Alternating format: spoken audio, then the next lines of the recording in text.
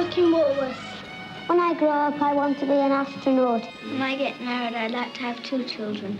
My heart's desire is to see my daddy. I don't want to answer that. This is no ordinary outing at the zoo. It's a very special occasion. We've brought these children together for the very first time. They're like any other children, except that they come from startlingly different backgrounds. We brought these children together because we wanted a glimpse of England in the year 2000. The shop steward and the executive of the year 2000 are now 7 years old.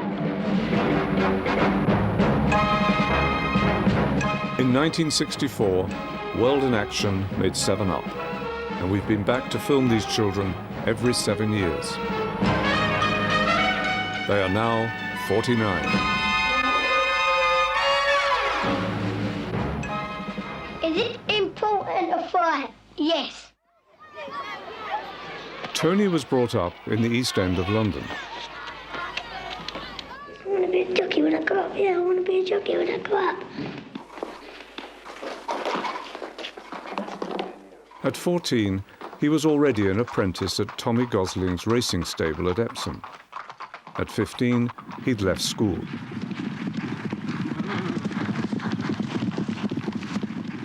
This is a photo finish when I rode at Newbury. I'm the one with the white cap. I was beating a length and half a third and had a photo finish. Do you regret not making it? Well, I would have given my right arm at the time to become a jockey. But now, well, I wasn't good enough. What will you do if you don't make it as a jockey? I don't know. If I knew I couldn't be one, I'd get out of the game. Don't bother. Well, what do you think you would do then? Learn on taxis. At 21, he was on the knowledge, and by 28, he owned his own cab. It's surprising who you pick up, you see. I once met Kojak, I picked him up, and Warren Mitchell, Alf Garney, you know. Have you got a girlfriend? Nope. Would you like to have a girlfriend? Nope. You understand 4Fs? Find them, feed them, and forget them. With the other F, I'll let you use your own discrimination.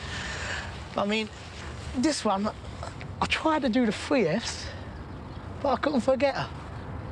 I went to a discotheque. He was in the pub earlier on, and that afterwards we went to a discotheque and Tony was down there. And from there, that was it. Couldn't get rid of him. We have our ups and downs, no more than anyone else. I think you've got to work at a marriage. I think all marriages go through stages. You can't stand each other. You go through, you know, I think, oh, God, I hate him. I wish he'd get out. I do. We've been to the edge of the cliff and looked over a couple of times, and we've always seemed to sort of go back. We've sort of stayed the course. But I must say, I mean, it's not easy being married. By 42, Tony and Debbie had left the East End and moved to Woodford in Essex. We were going to put a conservatory here. If you look along here, we'll put a patio in and the pond for the fish. But the only thing I ever done was I planted them 3 trees. Well, since you was last here, Michael, we had small trees, if you remember. Now, they've sort of grown a bit. So why are the trees singed? We was burning some rubbish at the back. It set light to the tree. And there we all were, sort of like throwing all buckets of water over it, and sadly enough, it's singed the tree.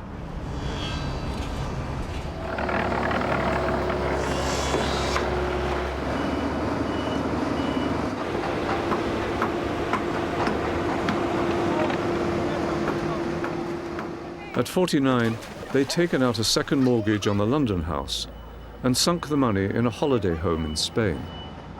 I'm very pleased with the house. I said the progress we made in the little space of time that we've had to work here and get it all sort of ship-shape is, I think it's done, really, to the testament of my wife, Debbie. As per usual. Well, Debbie went to the furniture shop and she sort of picked all the furniture. It's all, what you see is all Debbie's choice of furniture and her really sort of style. The floor, we were led to believe that we had a choice of tiling, whether it's a light beige or a light brown. That's the first I've heard that we had a choice, Yeah. because I would have had plain. Well, I've just gone into the neighbour's house and they've got all plain. Well, there you go. I never And I got asked told him, that. and he said it was the choice that we had when we suggested to buy it. So that was Well- where the mistake was made. Because you don't listen. Say that again? You don't listen. Can't hear you. Tony and Debbie still work as London cabbies. We sold our cabs because we're going to spend more time out here, so it's not really conducive to own the cab, is it? No. Because the cab will be left out on the drive, or, you know, it's pointless. So we just hired a cab independently now. I'm working harder now than what I really ever have done, but I feel that it's for something. Tell me, son, what do you want to be a cab driver for, mate? All the holidays in Spain every year, but son, it's hard work out here. Come on, mate. you're not reaching me yet. Not getting to No, me. you're not getting to me. All right? Now, be bigger. Dominate me. All right? Son. At 28, Tony was taking acting lessons. Now he supplements his income with occasional TV jobs. Oi! That's all I got on me. Mate, if I had a pound for every time I've heard that, I'd be a rich man. A guy contacted me from my agency, from my acting agency, and I got in touch with him, and he writes plays. And he's been inspired by your Up programmes, which go all around the world, and he saw it. And we got together and we wrote a biographical play all about my life story. We took one of these episodes over to New York and done it on a play reading. And I got up playing the lead role, you know, and it just blew the roof off. And we're looking for someone to pick it up and put it on stage. Would everybody please sit round now, get on with their work. I don't want to see any backs to me. Shouldn't be anybody turning round. Tony, do you hear as well? Get on with your work in front. Tony, don't turn round again. There's only one ambition, and really, I want a baby son, and if I see my baby son, that is my ambition fulfilled. No one knows that, only you now. Debbie and Tony have 3 children, Nikki, Jodie and Perry. Nicky's doing quite well. He's still a French polisher, and it's an old-time profession, as you know. And he's working for a firm, and he's very happy in his work, isn't he? He's been brought up very respectful to people, very well-mannered person. He's a hard worker. Jodie, I mean, at this present time, she's just relies on us a great deal, and she's been very scarred with a relationship that she was in. Her relationship with her first love of her own life was very turbulent, but he's the father of her kid. We're going to make sure she gets through it. And it's been quite a strain on Debbie and I to see her in that sort of situation. I'm very proud of Perry as well. She got in the post office, and that's what she's doing, Postman Pell. That's our Postman Pell. She loves it. She works hard. She's up at 4 in the morning. She's got a lovely boyfriend. He loves her more than you can imagine, and he's certainly got my blessing. Big lad, very nice guy, loves his football, you know, typical East End kid. Head up, son. Too quick. We are the backbone for the kids, aren't we? They are. Yeah, but I think your parents are anyway. You know, your parents are... You never visualise anything ever happening to your parents, do you? You think they're there forever. Tony's 5, Harry's 4, nearly 5, and little Prue, she's nearly 2. I'm 3. She's 3! Oh. I'm an hands-on granddad. I love my grandchildren more than you can imagine. I'd say not my own kids, but in a different way. It's an obsession of love, you know? You see these grandchildren, and they're part of you. No, Granddad, I don't. They're hard work, at times. We don't mind that, Michael. I Because mean, you slow down and you don't realise you're slowing down. all I understand is dogs' prices, girls, knowledge, road, streets, squares, and mum and dad and love. That's all I understand. That's all I want to understand. By the time he was 35, both Tony's parents had died. I'm at the graveside, I'm talking to her, you know, all little things, and I've got all images running through my mind, saying like, Tony, go downstairs, get me 5 weights, you know, 1 and a penny. And I used to go in the shop. She used to throw the cotton in an air curler over the landing, and I used to tie the cigarettes on this bit of cotton, and she used to pull them up. And she'd go, I'll see her in the end. Thanks, Tone, see you after school. Be good. And that's the way it was. We knew my dad was terminally ill, although, having said that, it still didn't make it any easier for us. When my dad died, I took it really hard. Oh, God. Nellie Rose is my mum, her name is Nell, and her mother's name's Rose. So my Jodie and all the family were conjuring up some names that we could name it. Jodie at the fin here said Nellie Rose, the name of her mum's. Sometimes on Saturday morning I go to the pictures. Sometimes with my friend and sometimes with him. You don't. I do. She don't. And why did you fall in love with him? Don't know. I don't know how. I don't know how you put up with me for so long. I don't know. Sometimes I don't know how I stand him. Who's to say in another 10 years, me and him might have split up. Quite possible. You know, you don't know. When we filmed Debbie and Tony at 42, the marriage seemed to be in trouble. I'm not proud at all to say this, but situations arise that I have had regretful behaviour various times, but through... You got caught? And that was it? That's you know, I'm not lying about the fact, you know, I mean, you can always cover it up and suggest other things, but it's, you know, it's true and let it be true. You caught him? Yeah. What happened? Well, you know, it was touch and go whether we carried on from it or not. I did feel that, you know, I wish things that were said then was never said. I mean, Perry wouldn't go to school for 3 weeks. She wouldn't go out the door, you know, she was quite upset about it all and, you know, and I think it was a big shock because, you know, you are their mum and dad. The tangerines, aren't they? You know, we got on from there, it's sort of 7 years down the line and we're as happy as can be now. Carol told me to get me knickers here, she said they're better than Marks and Spencer's. Let's hope they're easy to get off. Hello. There's 96% English here who bought all their houses in Spain, and this is where they shop every Saturday. It's just like an old Petticoat Lane market sort of years ago. How much all that, darling? What the cuesto? What I like is so relaxing down here, Mike. You just walk along and things are happening, the music's playing. There's an English pub there you can just go in, and it's really home from home, but with the weather. From here, it's about 200 yards along. There's going to be all commercial units here. My intentions would be to turn one of these units into a sports bar.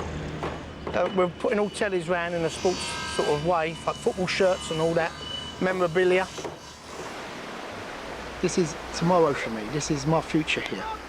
If I happen to get some sort of business and I was to bring my Nicky or bring my Jodie and my Perry out here, then I'll have the best of both worlds. I'll have my family here, plus the kids could be schooling here. Well, they can get what they want, can't they? If you've got to work for it, and it's them, I can just ask for money and get it. They can buy what they want. I feel that the economy will bust within 5 years because people like myself have been giving and giving all the time. Hard-working family type of people who have contributed everything under this Tony Blair's government. We have to work, we have to maintain the mortgage, we have to bring up the families. And I feel that I've had enough. I've had enough of working all these hours. Congestion charging, £40 a week now, zero tolerance with the police with parking tickets. We're paying. You know, someone's getting it at our expense. Does it make you sad that you're going to have to leave your roots, your country? I can't even go now in the East End now to have a drink. The pubs are literally closing down. It's other cultures are buying all my old tradition up. Everyone likes their own culture, and I'm no different from anybody else. But being in England, if you suggest this, you are targeted as, you know, an oddball, or, oh, you mustn't say that. Safety by numbers, eh? Is that what they call it? Definitely. On the contrary, I would say I'm sorry. If you don't like it, it's not to be offensive, it's just to let you know that my way of being brought up was all my own people, and I like being with my own people, and I'm a traditionalist. How much you want to play for? £5? 10 pesetas. Oh! What's the dream now? Is to be happy, which I am. I'm happy now, being healthy. We're all my family. We all want happy and health for our family. Anything else, there'll be a bonus. And that's all I really want. And that's all I'm really after. I don't want no more or less than that. Oh, unlucky turn. Unlucky.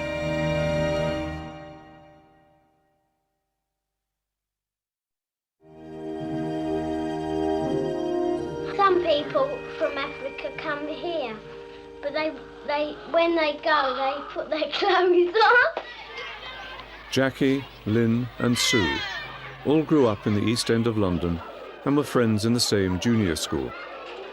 With this school, we do metalwork and woodwork, and the boys do cookery. We had a teacher at school that his favourite ploy was all you girls want to do is walk out, get married, have babies and push a pram down the street with a fag hanging outside your mouth. I think that we all could have gone in any way that we wanted to at the time within our capabilities. I mean, we chose our own jobs. But we only had a limited choice anyway. I mean, truth be told, I mean, we didn't have a choice of private education because they couldn't have afforded it anyway. It changes too much, Mike. Our lives are changing far too much. All of us. Well, to be honest, when you look at the 7-year-old us, it's difficult to believe it is us. I mean, I you know, it's like it's someone else you're looking at. This little cute thing. I mean, I can't remember I wasn't being cute. I would like to get married when I grow up. Well, I don't know what sort of boy, but I think one that that's not got a lot of money, but has got some money, not a lot. Have you got any boyfriends?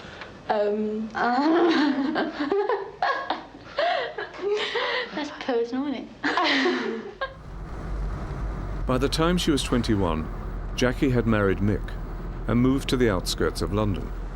It was horrific, really, what happened to the wedding cake. I mean, it was sitting right sort of in between Mick and myself. And suddenly the columns just completely gave way and it just all sort of fell into one. I would say, on average, 19 is probably too young. By 35, she was divorced. We decided ourselves, I mean, just between the two of us, we knew it wasn't going any further.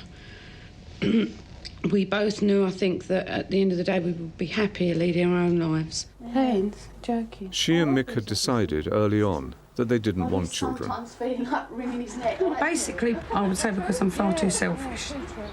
I enjoy doing what I want, when I want and how I want, and certainly at the moment I can't see any way around that. Oh.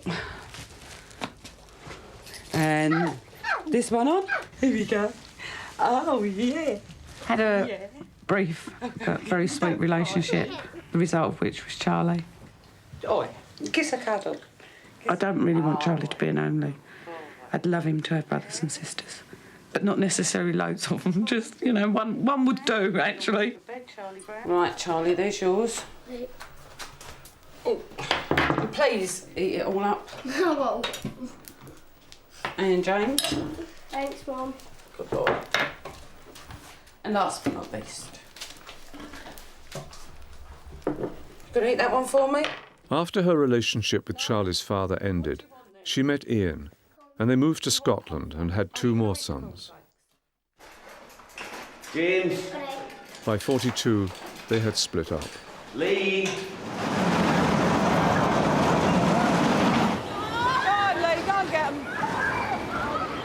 At 49, despite the split, the family all live in the same area of Scotland.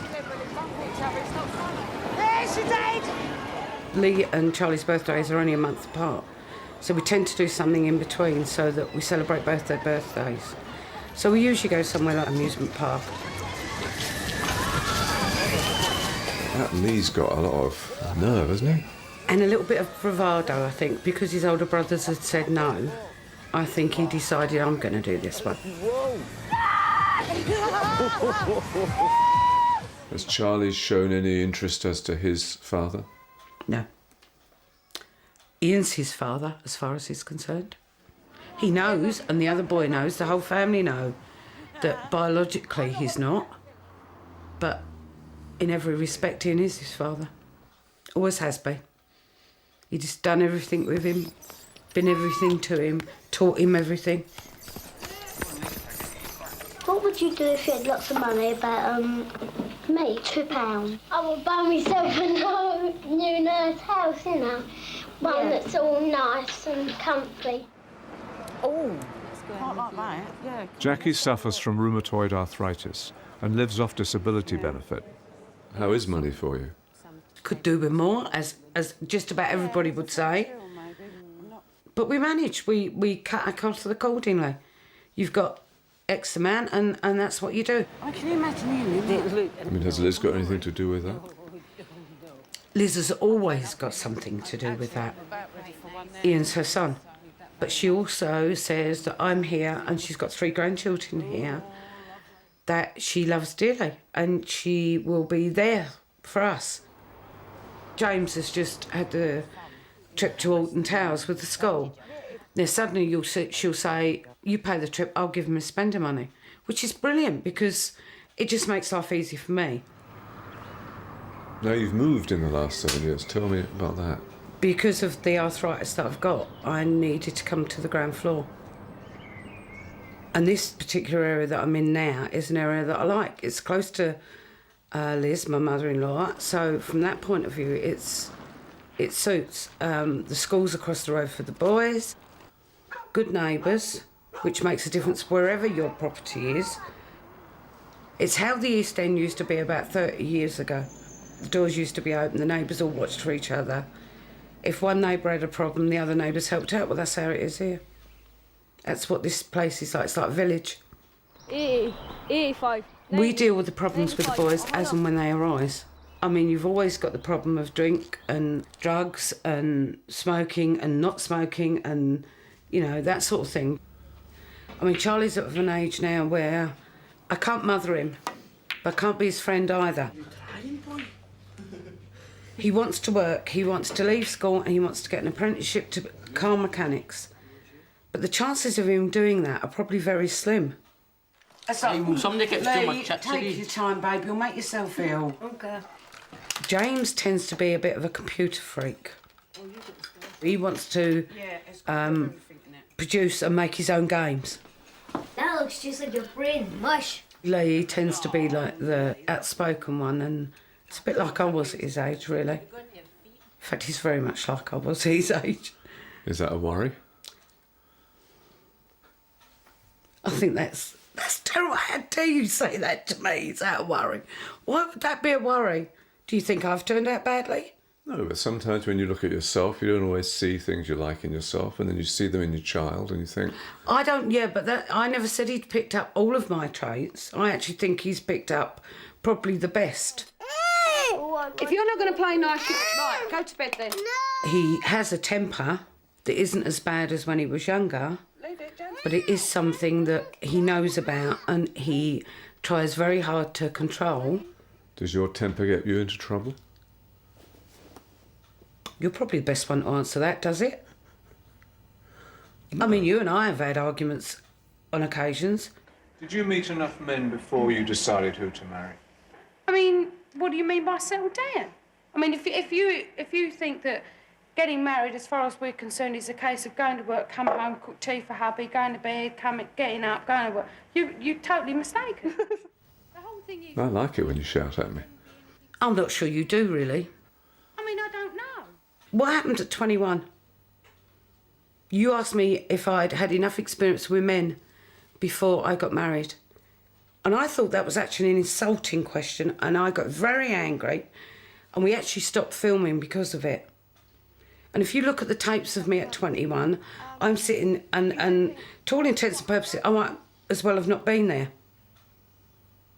But I was really angry that you even thought you could get... You wouldn't have asked some of the other people in this programme that question. You will edit this programme as you see fit. I've got no control over that. You definitely come across as this is your idea of what you want to do and how you see us, and that's how you portray us. This one may be the first one that's about us rather than about your perception of us. So how up to now have I got you wrong? How have you got me wrong? The last one was very much based on the sympathy and the illness that I've got and what I may or may not be able to do. It should have been about what I can do, what I am doing, what I will do. Don't make that mistake, Mike. I am no way... I am down and I'm depressed about my illness, but I'm certainly not down and depressed about my life. And there are a lot of the times that I sit and I cringe when I watch those programmes. Not just for me, but for other people. You can ask me about Ian and you know full well I'm going to say to you, it's none of your business, I'm not talking about it. Now, there are other people in this programme that don't do that quite of their own free will and that will talk about their marriages or their divorces or the state of their lives.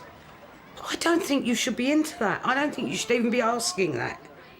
It's part of people's lives, and this programme is about people's lives. No, yeah, but that's... See, to me, that's a part of my life that will never go on this programme. You know I'd married. My ex-husband never took part in this. My partner now will never take part in this. But that's not my fault. No, but that's because that's the way I want it. But it still doesn't stop you trying to get that information from me. So what would you like to talk about? If you want me to represent you, we've talked a bit about the children. What I want to do, what I hope to do. I just don't want that personal conversation. OK, well, let's talk about that, what you'd hope to do and what you hope for the boys. What I hope to do, I'd actually... I'd like to go back to school so that I can hold a conversation with anybody in the world, know what I'm talking about, so that I'm not stuck. Well, I know a little bit about that, but I don't really know enough. I'd love to know... Actually, I'd really love to start my education all over again. My mum, because she got 5 girls, she had 7 years bad luck. That's why she's got 5 girls. I'd like to be able to have a happy family. I mean, I know that's not possible to be happy all the time, but as much of the time that was possible. I don't know what Susie's had, what Susie had that I haven't had. I mean, until I know that... Are you different from what I should have expected at 7 and 14 and 21? Maybe not enough, but I got it. I think I'm actually more intelligent than you thought I would be. I have reached a level in my life that I'm happy with, and I enjoy being me. But I don't think you ever really expected me to turn out the way I have.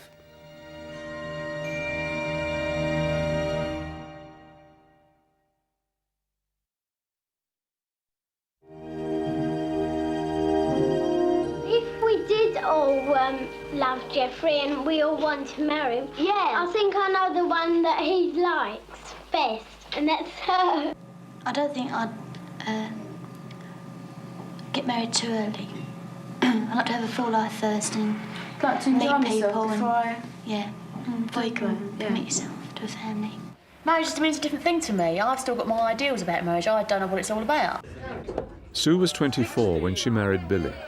They had 2 children, William and Catherine. I think that to get married young, there must be things that you miss. You must miss that crucial stage of being yourself, because the minute you get married, you're no longer a single being, you're a partnership, and that should be the idea behind it. By the time she was 35, she and Billy had divorced. I've never sat down and thought, well, what was it? Was it this? Was it that? I just knew it wasn't working. I mean, there have been relationships when I could have settled, but they didn't feel quite right. So I've always come away and pulled away and just waited until the right one come along, if they ever do. Don't you remember you told me you loved me, baby? At 42, when we filmed Sue in the karaoke bar, she brought Glenn along to watch her sing. We've just met and things are going well, but now obviously things are going very well. Is this love? Oh, I think so, yeah. I mean, we've known each other for a long, long time, before the 7 years, and we've always liked each other. It's good looking. He's very good looking. He's not bad, is he? Everyone says he looks like Paul Weller. Whether that's true or not, especially now he's growing his hair. Susan most of all likes Leslie. And me before. Yeah, she said she keeps changing her mind though. Yeah, I don't know which one really. Everything's not that cut and dried. It's not either career or family but it's what's in the middle. I mean, am I just going to carry on as I am now and end up on the shelf, or am I just going to get married? Could be any day. I've been married and I've not got that urgency. Glenn, we sort of say maybe we will. We're engaged. We're committed. We've bought a house together, and to me that's a big commitment. Every house needs money spending on it when you move in. To have a wedding, you've got to put some cash into it. When I got married, the primary reason was because I wanted to have a child. The two, to me, went together. Have you and Glenn thought of having your own child? Well, Glenn got with me when we got together, or I should say when I was in my 40s, and you don't have a baby when you've just started a relationship. I didn't want to do all that again. I would have loved to have had a baby because he would make a wonderful parent. But the timing was off. So she's your baby? She's my new baby, yeah. Yeah, my kids are my babies, but she's my new baby. So she's our baby, mine and Glenn's. She's a wonderful terrier. She's got such character. What does she do? Well, she watches TV, and with us, she likes got her own favourite programmes, And she adores Rolf Harris. Absolutely adores Animal Hospital. And if she's at the top of the house and the music comes on, she runs down the stairs and puts herself in front of the TV for Rolf Harris. So the house looks nice. You pleased with it? I am very pleased with it. It's a lovely step for us. We feel like we've got more space around us, and we've got to do everything inside, but we can build on it, and that's what we want. I've been promising to have a housewarming party since we moved in. We've been here 4 months now, so I thought it was about time we did that. So people are just starting to arrive now. So you left the East End. Why? Well, I've always wanted to move out, but you don't do that, or the opportunity isn't there when you're on your own with 2 kids. I wish I'd done it before. But it's timing. Now is the right time, obviously.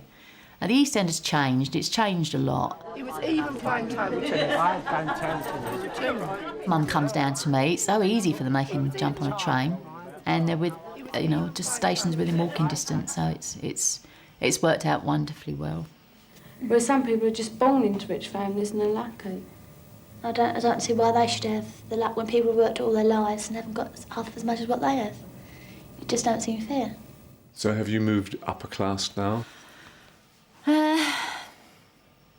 That's difficult to say. Upper class. I suppose it feels like that to me. No, there ain't no food. That's going to be there. Now you've got the sense of pride. You've got your own house, and I feel like I'm building for the future. You're right, yeah.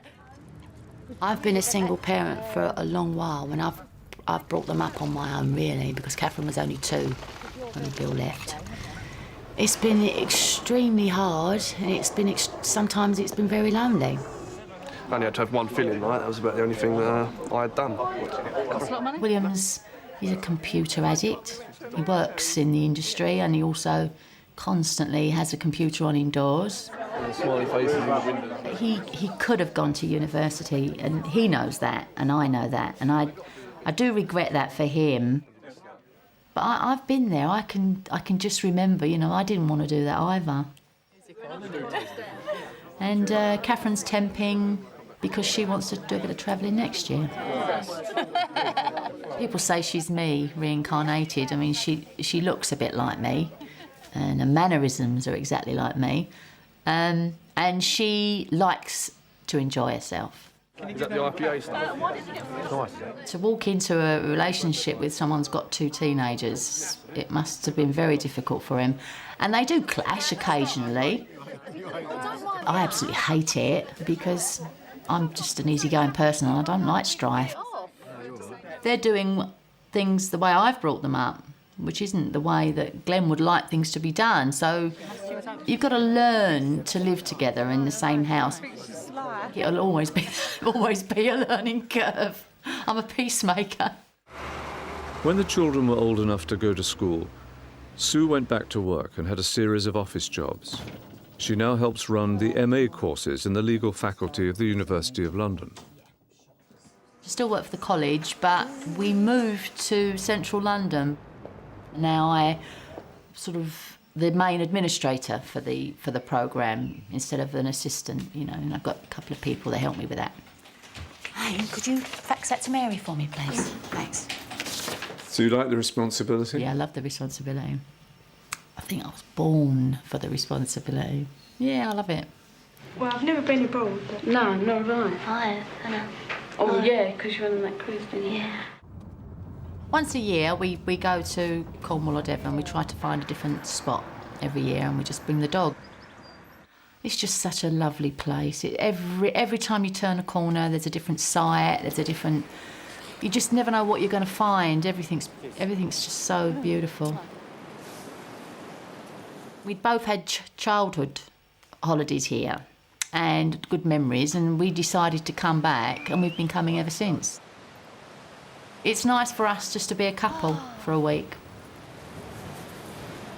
When we retire, or maybe before if we get lucky, then this is the sort of place we'd like to come to. That little one there, right in the middle, nearest the beach, that would be ideal. Absolute perfect. The perfect place.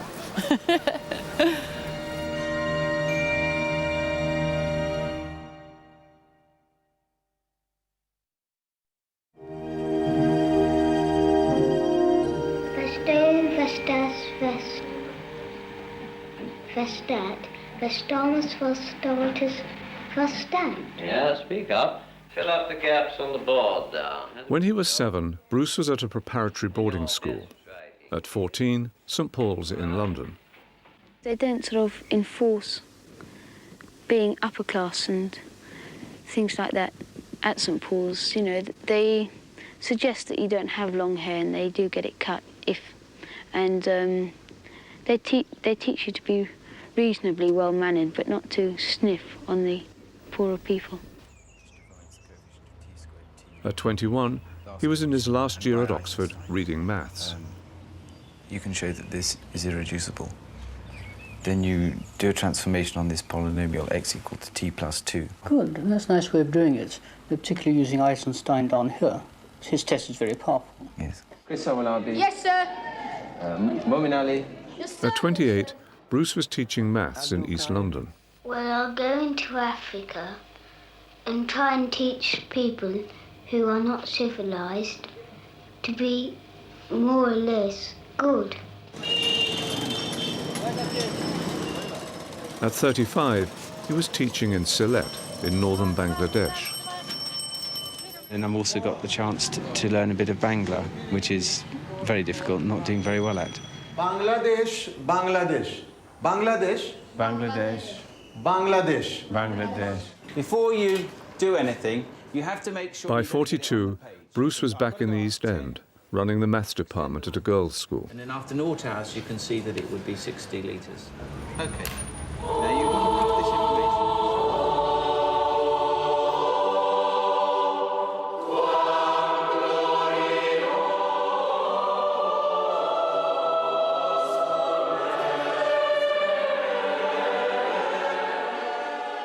At 49, he's teaching at St Albans, a large boys' independent school, which has girls in the sixth form.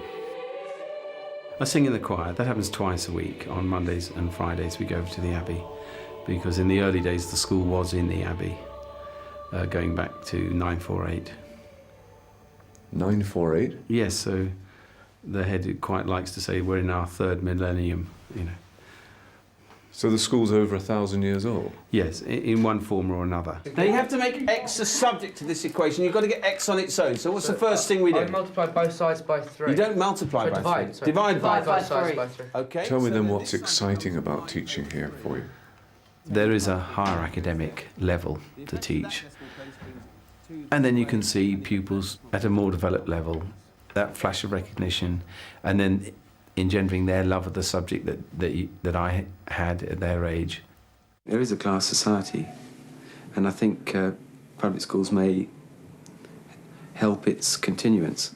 So you're in the lead, you see, because DSE Cabs has got... Has it been a kind of compromise of political principles for you, this? Well, I would say, you know, have a million angels in front of every teacher who's prepared to slog away at an inner city comprehensive. Make way, make way. This is somebody who's prepared to turn up each day and do that job. Where's the graph? 60. Right, so when the tank is full after 0 hours... That motto, water weareth away a stone by dripping upon it, not by smashing it, was a sort of motto for teaching, that you kept on teaching them, and that eventually it would get through and the pupils would change and learn and develop and so on. But I think in the end the reverse happened. That water dripping on me wore me away. I just thought, I don't think I can do this till I'm 60, and therefore I'll have to do something else. Do your old friends give you a hard time about what you've done? They certainly do. They absolutely do. They say, oh, you know, have we joined the Tory party, the golf club, the Masons, you know, you're driving a much better car than you used to, and so on. Well, my girlfriend is in Africa, and I don't think I'll have another chance of seeing her again. Have you got any girlfriend? No, not yet. I'm sure it will come, but not yet. I mean, I do think a lot of people think too much about it. I think I would very much like to become involved in a family, my own family for a start. That's a need that I feel I ought to fulfil and would like to fulfil, and would do it well. Yes, I haven't got married or whatever. And I suppose, you know, that would have been something which I hoped had happened. Well, you're getting on a bit. Are you getting worried? Well, not particularly. I mean, I'm always optimistic. I mean, who knows who I might meet tomorrow. And in the middle of a conversation about something completely different, he just asked if I'd like to marry him. And if I hadn't been listening carefully, I would have missed it completely. To love and to cherish. To love and to cherish. Till death us do part. Till death us do part. Is this a beetroot or something? I think it's just a weed. Do you enjoy gardening? Well, under Penny's directions, you know, I'll do whatever she asks me. I don't know what to do here, what order to do things in. She and her mother are quite good at this. So you're the labourer? Yes, I'm the unpaid labourer, the serf, the feudal vassal or whatever. But Penny will give you the correct medieval terms. We don't argue very much. Not really. I mean, we haven't really had a sort of full-blown row. No, our arguments sort of tend to be 2 sentences, and I go off and sulk for 24 hours. How are you doing, dear? Fine, thank you. And I think the one positive influence on him, I've stopped him apologising. When I first knew him, he kept saying sorry, sorry, and apologised for all sorts of things that there was no need to apologise for. Maybe it's just because we weren't married then. You see, I was winning you over there. Yeah, that's right. Were you the world's greatest cook? It's only pasta. You wouldn't think you could go far. But if you have emotional issues, will you talk about them? Well, I have the usual male reticence about that kind of thing. Great team. You know, if Penny really wanted to give me a hard time, she'd have to say, talk about your feelings. You know, that would be worse than a 24-hour sulk. You know. Yeah. I think so, yeah. I don't know whether they're going to move any of them. We may have children, I don't know. I mean, if in 7 years' time or so we're living in a slightly bigger house with a young family, that would be nice. I mean, I don't want to pin all my hopes on it and nothing happens. We are quite old. I can see bringing up, say, teenage children when in your 50s might be a bit strange. Come on then, Henry, get on. Is it more tiring than you thought? I don't think until you're doing it you realise how sleep deprived you get and how totally exhausted you are all the time for several years. I think that came as rather a shock. Well, sometimes I go to bed at 8:30, Yes. which is ridiculous. In fact, I sometimes go to bed before Henry and George. Looks like his father, doesn't he? George has got the cheekbones that run in Bruce's family. And what have I got?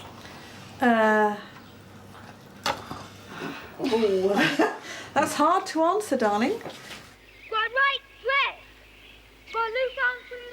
We're at my first school, where I was from about 5 to 8. And this is where I boarded for 3 years. I mean, I can remember being happy there. I can remember also being miserable because I can remember crying. Squad steady! You know, I always seem to be beaten. I never used to understand why. You were here because, what, your parents were... My parents were separated and were divorced, and just to give me a stable place to be and be educated, it was a solution to all those problems. My heart's desire is to see my daddy, who's 6,000 miles away. I did miss contact with my father, and all I say is a joke to Penny, you know, time to send them boarding, as I was. And she says, over my dead body, which is... but I wouldn't want that either. 5 years ago, the family moved away from the East End to be near Bruce's new school. It's very quiet, it's child-friendly, and it just feels very safe, and that's really important when you've got small children, that the area feels safe.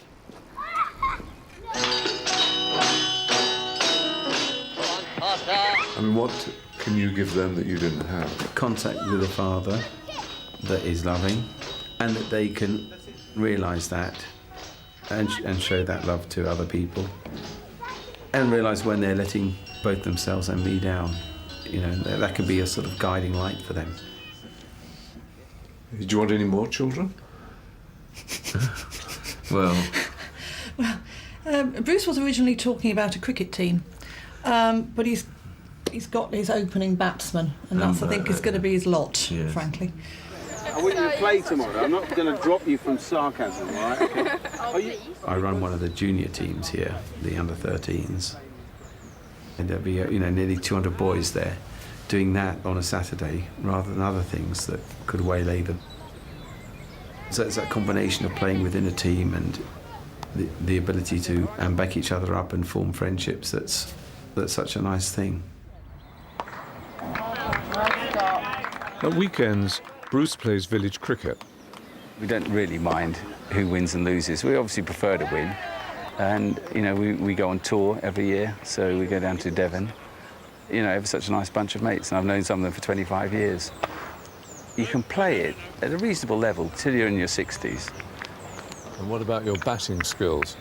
I'm mainly a bit of a slogger, so I tend to bat down the order 6, 7, 8. It can be brief, but the last time I played, I got 50. Oh! Okay, from their hiding place in the bushes, William... Do you have fears for the future? Personally, I'm kind of worried that the boys will turn out all right. I hope they avoid drugs. towards. To see them sleeping or carry them around is just fantastic, and just the smell of them and the look of them is just, you just want to protect them from everything that's harmful to them. When you look back at yourself at 7, can we see you now? I can't really recognise myself. He looks a little bit lost and a little bit sad, and I think I'm quite sort of surprised to be sort of contented and reasonably happy. Do you have a dream?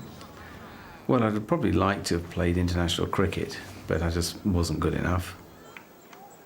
You know, one's dreams go and the day-to-day living of ordinary life and family life takes over.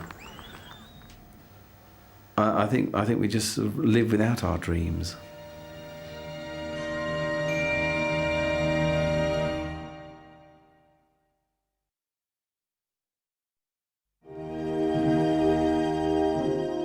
I don't like the big boys hitting us and a prefect sending us out for nothing.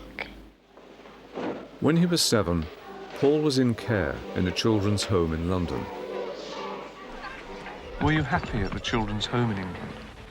We didn't mind that really, because we didn't know what was going on, because we were a bit young then. Well, as far as I know, my mother and father they separated originally, I think.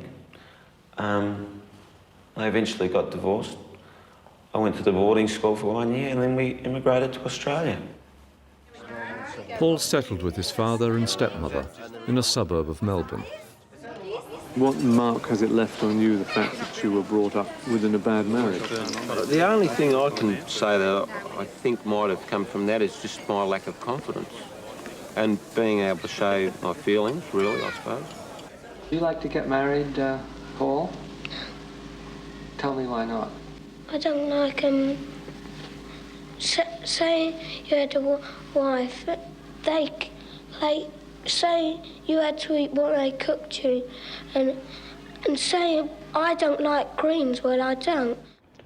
I know I prefer to be alone, really. I can't say I don't want to get married, because I think I do. But I want to be happily married, you know, and therefore I want to make sure, I think. What was it that you fell in love with? What is it about him? His helplessness, I suppose. It was the motherly instinct in me to pick him up and cuddle him, and he's also very good looking, I think, but he doesn't agree with me. And in the summer he's got this cute little bum in shorts. I mean, I can tell quite a few stories here, but the one that really irritates me the most is when we have an argument, he says, "That's it, leave me." And I say, "Fine, all right, I will one day." We had our 20th wedding anniversary this last just before Christmas. Which is the life sentence. Yeah.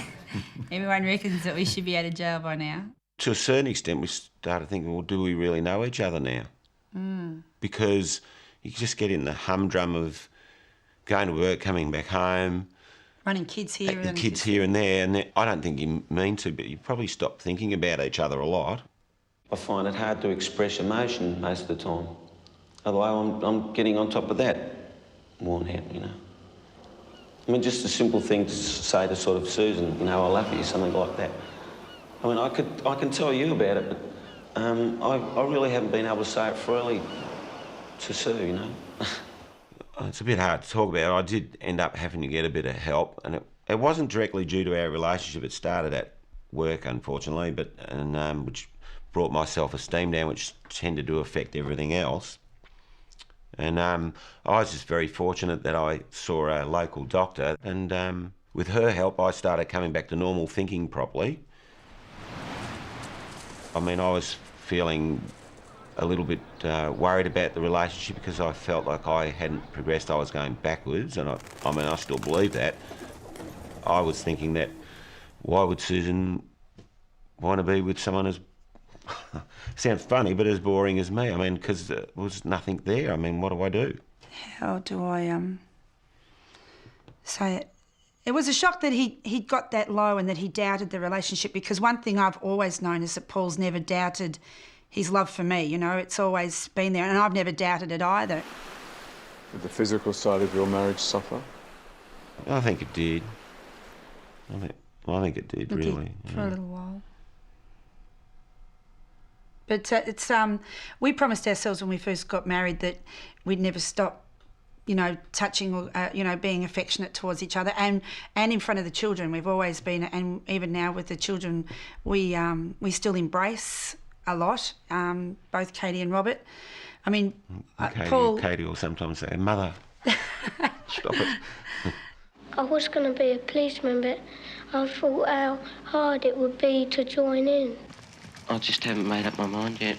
I was going to be a phys ed teacher, but one of the teachers told me that you had to get up into university.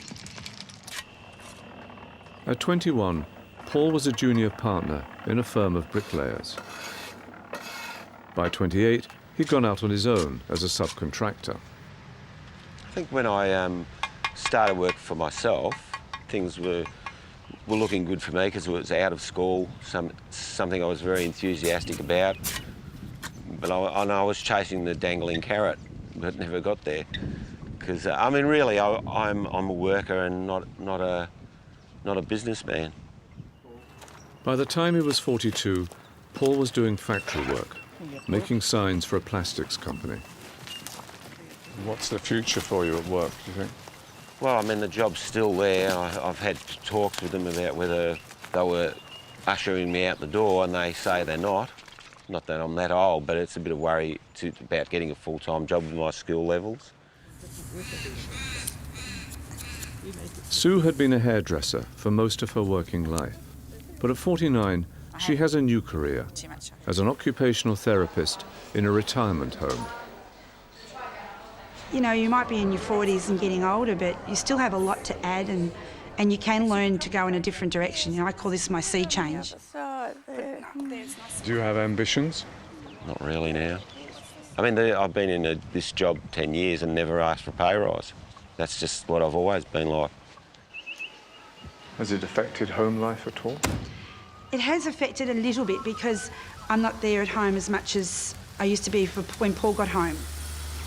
It can be, and I'm sure I'm not the only one, it can be quite startling. You get home and you think, there's no one here. When I've been here for 30 years to be home too. It's really different. Oh, good fist away by Russell. By the time they were 28, Paul and Sue had 2 children, Katie and Robert. Katie did well at school and got a place at university to study archaeology.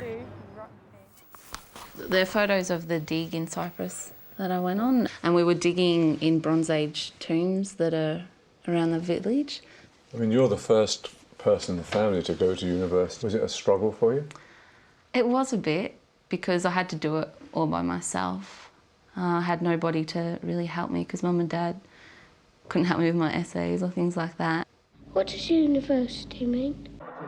I'm pretty happy with Katie. I'm not having a go at Rob, but I've got fears for Robert because he's struggling a little bit. Robert is trained as a car mechanic. He's got reading and writing difficulties, and he's coping with that. We'd like to see him be a little bit more proactive with doing literacy course now he's a bit older. But just day-to-day troubles of making ends meet with money, it's always hard. Yeah, he went nuts at me for using the phones. No more fucking backyards, you cunts, you fucking do this all the time. What's Robert got that you gave him? Moodiness. I think Robert's even a little bit more moody than what I've ever been. He's not your average relaxed 21-year-old. What you doing? We only had 2 children because we thought that we couldn't love any more children as much as we loved our 2, and now we've got our 2 grandchildren and we just love them. You love them as much, you really do. Yeah. With Rob and Stacey, we don't really know how long they're going to last for, and I keep my fingers crossed they will last. We can only hope that they work at it like we do. That's better. Thank you. In their 20s, Paul and Sue sold up, bought an old van and travelled across Australia. I think it brought us close together because we really got to know each other and we relied on each other so much. One of the most important things we ever did with our children was spend time with them and particularly when you've got holidays. To actually, which a lot of parents do, you know, go camping with them. We've been camping there now. We've actually worked it out for 19 years, because Robert was 2 when we first went there. So does this beat the old van? This is the Hilton compared to that old van. So have you got any plans for any big trips now the children have gone? I think we'd like to do something again, but you need to have the finances to support yourself for a few months.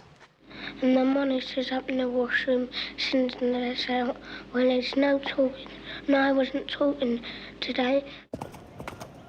I'm more at peace around the horses and the animals. I can be upset, I can be on edge, come down to the horses within 3 or 4 minutes of being here and I've forgotten everything. So it does calm me down. So last time I came you had the horses. What's happened to the horses? Well, we gave Poinkin away to some people because it was a little bit expensive and also the fun went out of it, basically. How do you get that peace now? Well, I think I got it through running. Well, most Sunday mornings we go training when Paul's doing marathons. When he's got to run great distances, I follow along with the bike as a bit of support, and I take drinks for him so he doesn't get dehydrated. Something we can do together, so we do that. We're not doing any great distances. We just, I've got an injured knee. I'm just trying to build it up so it gets used to running again. I did the Host City Marathon. It's my first marathon I did up in Sydney. They trialled the Olympic course and it was open to anyone. So I figured if you were going to do a marathon, that'd be the one to do. Nearly died, but I enjoyed it. My happiness to me is a love for life and a love for people. When you look back on the marriage and the family, any regrets? You know, we wish we'd had more children, but then who knows if we'd had them, we might have gone no too many. We might be both in the nut house. Well, without a family, it's, you know, what have you got? Nothing. Well, that's the way I feel. More than work, more than achievement. Yeah. You know, like what you've got nothing unless you've got family and your health anyway. You'd be awfully lonely without family, I think. Tommy, do you have any boyfriends, Susie? Yes. Tell me about him. He lives up in Scotland, and I think he's 13. Have you got any boyfriends, Susie? What is your attitude towards marriage for yourself? Well, I don't know. I mean, I haven't given it a lot of thought because I'm very, very cynical about it.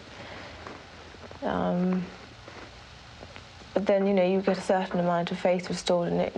But I mean, I got friends and their parents are happily married, and so it does put faith back into you. But me, myself, I'm very cynical about it. When I last saw you at 21, you were nervous, you were chain-smoking, you were uptight, and now you seem happy. What's happened to you over these last 7 years? I suppose Rupert. I'll give you some credit. I'm not chain-smoking.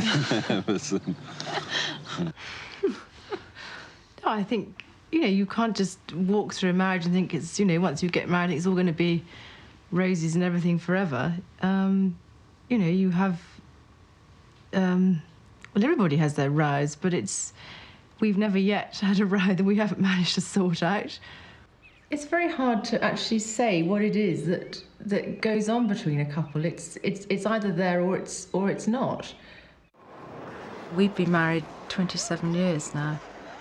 Any marriage has its ups and downs, but somehow, whether it's through luck or determination, we've worked through the difficult times. He's just always been there for me, and I know I can rely on him, and, you know, he's my punch bag in the same way as I'm probably his. But it works. When I get married, I'd like to have 2 children. I'm not very children-minded at the moment. I don't know if I ever will be. What do you think about them? Oh, I don't like babies. At 28, Susie had 2 sons, Thomas and Oliver. By the time she was 35, Susie had a daughter, Laura. Mummy? Yeah? Laura wants you. So what are the children up to? Tom is living in London, having graduated and now working and living in London. Ollie is working and living at home. And Laura is doing her AS levels. It was difficult when they first started to move away. All those memories of the children growing up. It's like a closed chapter now, because you can't bring those days back. I think what I admire about the young today is their confidence, and that's what I wished I'd had. They just seem to take life and deal with it. What sort of things do you do? Ride, swim, play tennis, ping pong. I might play croquet. Something like that. I did have a privileged childhood, but you have to take responsibility for your life somewhere along the line, and some people take responsibility earlier than others. I was just a bit later taking it. Maybe now is the first time that I actually feel happy within my own skin. It's taken me a long time to do it, but I actually feel that I can accept decisions, wrong decisions possibly, that I've made in the past. I'm comfortable with it now. I can live with it. So what's it been like for you being in these films? Very difficult, very painful. Not an experience I've enjoyed in any way. Every 7 years it throws up issues that I guess we all learn to put into compartments between the 7 years, and then it all gets opened up again, and it's difficult. We were all landed in it, and most of us have, for whatever reason, chosen to go through with it. I'm not an outgoing, confident person. I like my privacy. I don't like however many million people picking over my life. And is that what they do you think? I think for a couple of minutes, yes, and then it's yesterday's news. And people seem to read into what they think we all think, which I find very hurtful, really, because most of them come up with things that they think which is nothing like what's going through my head. I think she might be all right.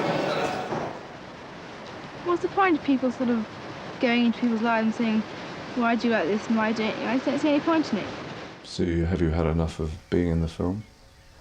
I mean, who knows in 7 years whether it'll be done again, but this is me saying hopefully I'll reach my half century next year and I shall bow out. And what about the other children? Where are they now? What are they doing? If I can change the world, I'd change it into a diamond. But I don't really think they've done anything you can call a great success. When I was born, you know, an illegitimate child, you know, that's something that's only whispered about. I'm going to work in Woolworths. At times you think, Christ, what have I done? I read the Financial Times. I read the Observer and the Times. It's very irresponsible because we all want more money, as much money as we can get. When I grow up, I want to be an astronaut. But if I can't be an astronaut, I think I'll be a coach driver. I tend to think the most likely answer is that I'll be wandering homeless around the streets of London. But with a bit of luck, that can happen. Is Neil still wandering alone through Britain? Find out next week.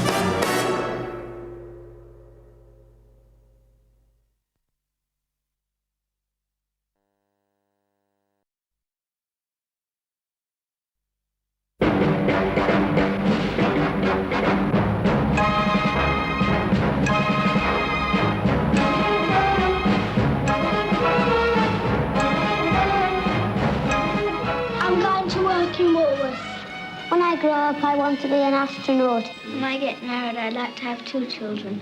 My heart's desire is to see my daddy. I don't want to answer that. This is no ordinary outing at the zoo. It's a very special occasion. We've brought these children together for the very first time. They're like any other children, except that they come from startlingly different backgrounds. We brought these children together because we wanted a glimpse of England in the year 2000. The shop steward and the executive of the year 2000 are now 7 years old. In 1964, World in Action made 7 Up, and we've been back to film these children every 7 years. They are now 49.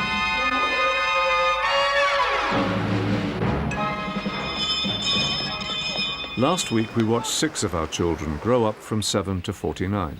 Tonight we'll see what happened to the others. If I could change the world, I'd change it into a diamond.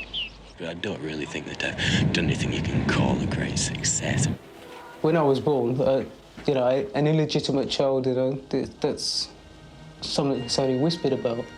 If I could, I would have 2 girls and 2 boys. At times you think, Christ, what have I done? I read the Financial Times. It's very irresponsible because we all want more money, as much money as we can get. Nick, Simon, Lynn, Andrew, John, and Neil. When I grow up, I want to be an astronaut. But if I can't be an astronaut, I think I'll be a coach driver. I tend to think the most likely answer is that I'll be wandering homeless around the streets of London. We'll see if Neil is still wandering around, homeless and alone. When I grow up, I'd like to find out all about the moon and all that. Nick, a farmer's son, grew up in the Yorkshire Dales. And I said I was interested in physics and chemistry. Well, I'm not going to do that here. At 14, he was away at boarding school, and at 21, reading physics at Oxford. So what career are you going to pursue? It depends whether I'll be good enough to do what I want to really do. I would like, if I can, to do research. By 28, he had moved to America and was doing research into nuclear fusion at the University of Wisconsin. The fusion reaction gives off energy and produces the power that would be turned into electrical energy and sent out to the consumer. How hot is it in there? In there, it's at about 10 million degrees. At 35, he was an associate professor, and at 42, a full professor. And I've spent the last year and a half writing a couple of books. My ambition as a scientist is to be more famous for doing science than for being in this film, but unfortunately, Michael, it's not going to happen. Over the years, Nick's research hit trouble, and by 49, he's had to abandon it because the containers needed to store the hot gases couldn't be developed. Was there a moment when you realised that all you'd been doing wasn't going to work out? I think it was more gradual. I didn't want to admit it for quite a while. I mean, I really believed in it. It was a huge letdown. So the area that I'm looking at is this times this. I don't know why I have a compulsion to teach, really. It was just always there in me. I just wanted to do it. I thought I'd be good at it. When I go into a classroom full of undergraduates, I try and explain to them why they might want to try and do it. That's my little attempt to open a little door for them. So I'm hoping that you will remember me being very stupid and going, ow, there's arrows coming out of here. Can we do that? Any chance of that? Okay. They can get information from a book. I have to keep them awake and make the information a bit more interesting than a book. I'm doomed to do this over and over and over. Okay, well, I didn't even know it was happening, so it was interesting because, you know... Nobody's ever said that I was a typical engineer. Of course they don't. The undergraduates tell jokes about engineers, and the only one I can repeat to you is, how can you tell if an engineer is an extrovert? And the answer is, he looks at your shoes when he's talking to you. Even though he's clearly a megastar, it's like... Somebody came up with a theory recently that a lot of scientists and mathematicians are just borderline autistic. I could easily be borderline autistic, you know. I don't quite get how other people feel about things sometimes, you know. Do you have a girlfriend? I don't want to answer that. I don't answer those kind of questions. I thought that one would come up because when I was doing the other one, somebody said, "What do you think about girls?" And I said, "I don't answer questions like that. Is that the reason you're asking it?" Yeah, I thought so. The best answer would be to say that I don't answer questions like that, but I mean, you know, it was what I said when I was 7, and it's still the most sensible, but I mean, what about them? Nick was only 17 when I first met him. I mean, if you'd been somebody who had fixed ideas of a woman's role in marriage that meant dinner on the table at 6 every evening... didn't I tell you about that? His wife Jackie also taught at the university, and they had a son, Adam. 6 years ago, they divorced. Well, it was incredibly hard. What I concluded, and I've talked to other people about this who've gone through it, I'm not sure if they feel it as strongly as I did, but it was like a death. Anything could happen. We could easily drift apart. There are so many pressures on people. If your spouse died, you could look back and think, well, it was wonderful while it lasted. But in a divorce, you can't look back and say, these are all happy memories. It wasn't my decision. She went to England. Her father was ill. By the time she landed, he died, and when she came back, it was like a different person came back. Was I responsible? I could have been braver about some things, but if I'd been braver, it might have ended sooner. You can talk to me by myself outside, but I'll just meet you by the garage, okay? All right, bye. It's enormously hard to deal with. The worst part of it was seeing how it would affect my son. How old was he? 10. When he was first told, he was terribly, terribly upset. And then he just pulled himself together and didn't want to talk about it anymore. He's made the most of it. I mean, the best of it. Made the best that he can of it, I guess. Take it easy, Adam. Main thing is not to crash. Really? You don't want me to crash right now? How does he deal with it now? He doesn't talk to me about it very much at all. He's a private person. It's very, very hard for me to be spending a large part of my time with him not around. Hey, Graham. What you doing? I had to go to a graduation. One of my students was getting his PhD, and he insisted I go there with him. And I looked around, and the person behind me was Chris. Hey, Chris! Who is my new wife. I'm okay. Did you fall in love quickly? Immediately. Except that you decided that if I couldn't find you, I failed the test. Decided it was his work to find me. We did shake hands at the end of graduation, stood up and said who we were, but he immediately forgot. He couldn't remember who I was. I decided, okay, I know who she is, so I don't have to worry about that anymore, so I forgot. I mean, that's very me. She came down to the student union to meet me, and, you know, I barely knew what she looked like. I looked at her, I thought, I guess that's her, and I sort of just looked and did this, and she did the same. She just did a mirror image of that gesture, and I thought, I can't explain what that was, but I just felt very strongly drawn to her by that little gesture. And there was no way I would say no to being married to this man. I wanted to be with him. Has he changed my life? Dramatically. Have I changed as a person? I hope so. It will give them a push. I don't mean to be superficial, but I think she's the most beautiful woman I've ever seen. Is he sexy? Oh, man. Absolutely. Didn't you have fun with that one? Graham was very good about the ducks. The ducks were... I only have one child, Courtney, and he only has one child. There's a symmetry with that. Would you ever have wanted a child of your own, the two of you? Well, absolutely. But it's not exactly practical, so we're just... No. Of course, Graham's added an element that's just joy. And I know Nick likes little guys. He just likes little kids. They'd like to come out for a holiday in the country when I like to have a holiday in the town. It is very difficult being in a place where you're a long way away from all your background and you don't have any sort of support network. I could try and... It's frightening. I could try and fit in. My parents are alive. They've both had very significant health issues.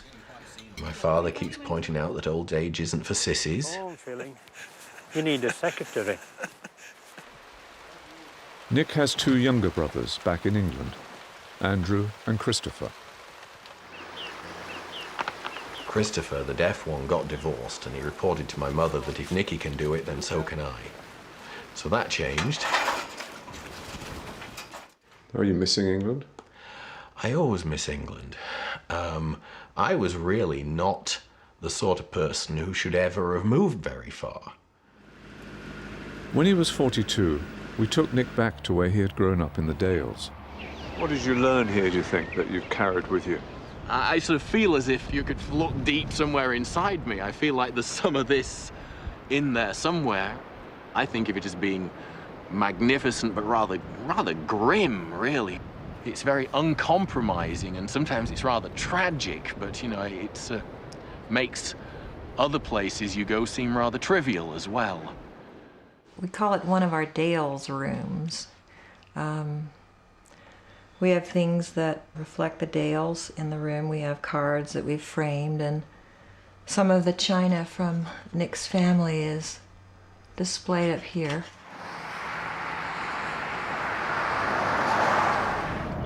Well, we're driving from Madison to Minneapolis, because Chris lives in Minneapolis and I live in Madison, so we go up and down alternate weekends. Does it put a stress on the relationship, these separations and reuniting? I would say, you know, absence makes the heart grow fonder, really. Chris lives in Minneapolis, a 5-hour drive from Madison, where she's an associate professor in the Department of Education. Hey, you want to see something? Good. I mean, work's a big part of both your lives, isn't it? It is. Yeah. So we're both kind of workaholics. Got a bit of a comb over there going on. Is there anything in him you would like to change? Well, that would be really risky business, wouldn't it? Well, I thought you had changed if you have. No? You know, you don't mess with Mother Nature. In terms of little things like how somebody does their toothpaste, or, you know, those silly nonsense things. He would not just say yes, he immediately attended to it. I'd never been with anybody who did, so you have to be really careful with what you ask him to do. Oh, go easy on the butter, please, all right? Okay. I mean, I could see it being a slippery slope. You know, I didn't want to go that way in terms of my ordering his life. She didn't want to make too many demands. I didn't want him to be a different person. If I could change the world, I'd change it into a diamond. I think this film is extremely important. It's important to me, but it seems to be important to other people as well. That doesn't make it an easy thing. It's an incredibly hard thing to be in, and I can't even begin to describe how emotionally draining and wrenching it is just to make the film and to do the interviews. And that's even when I'm pretending that nobody else is watching it. I think it's a heavy reminder that he's missing his roots. I mean, there are an awful lot of emotions attached to having a scrapbook that's as vivid as this.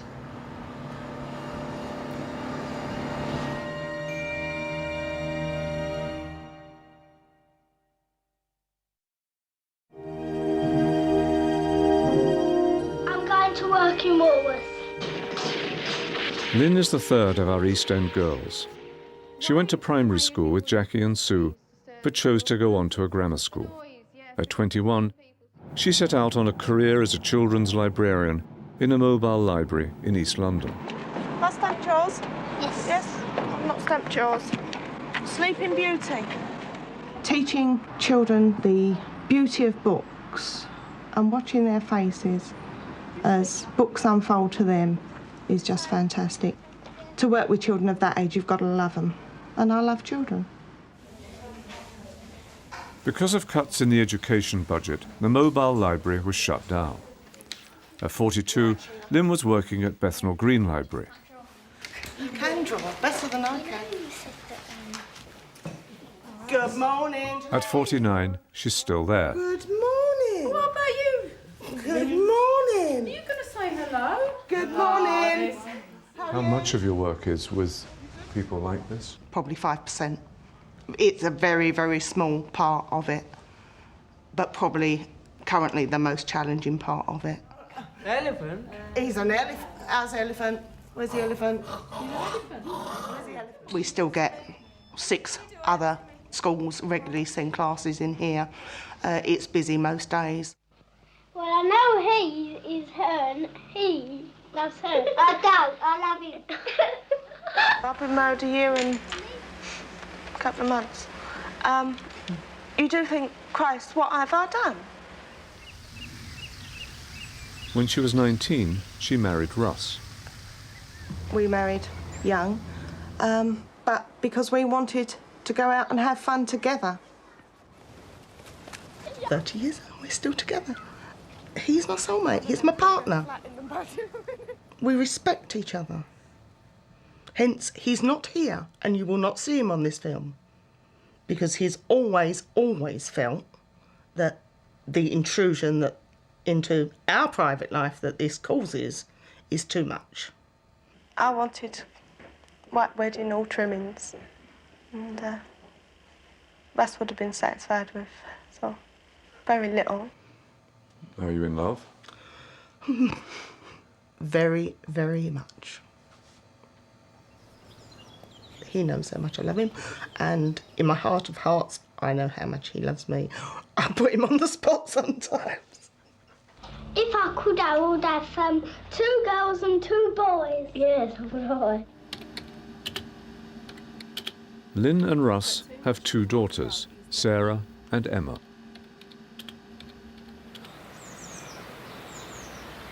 Emma's the installation coordinator for in a company.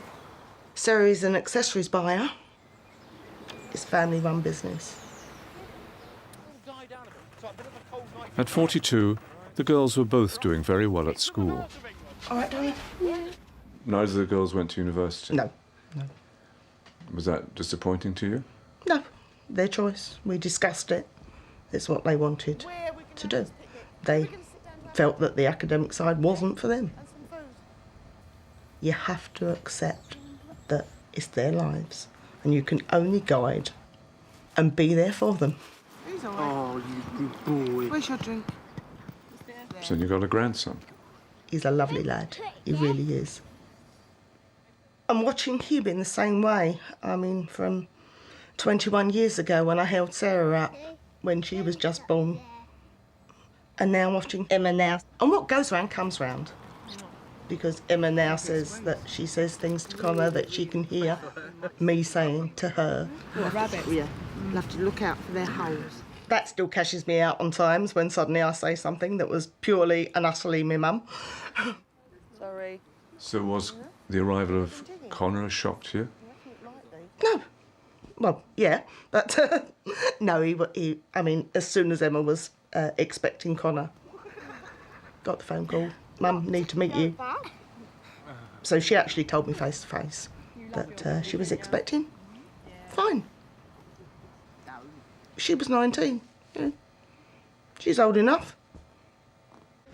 Watch it, you. You'll go to bed as well. When she was 35, Lynn was having health problems. They stuck all these tubes up inside me and discovered that I got these veins up here that shouldn't be there.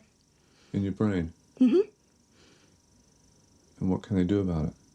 Not a lot at the moment. No change. It's not going away, but it's no more problems, nothing. And, I mean, you have the aches and pains of getting older. I got bilateral carpal tunnel syndrome in both my wrists. Guess who had it? My mother.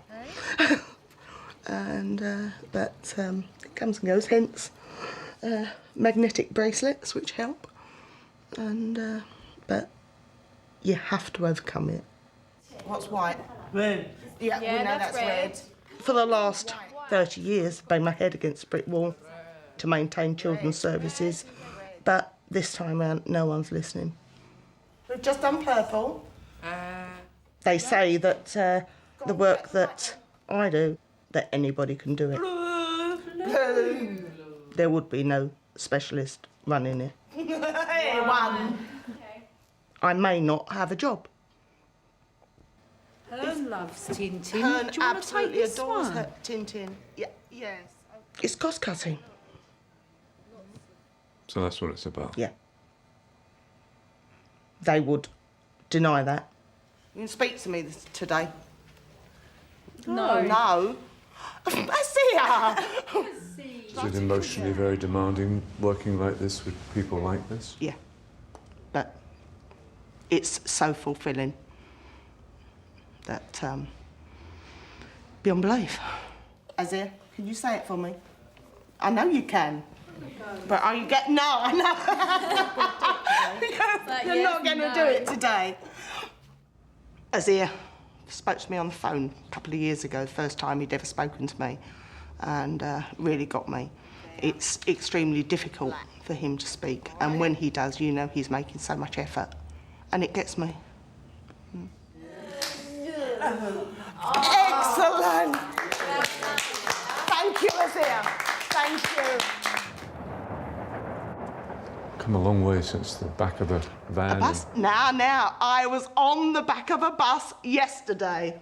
We took a mobile vehicle out to a school who was having a book week just around the corner, and I had forgotten how much it sways. Where's your stamp? It's been a hell of a commitment for you, hasn't it? Yeah.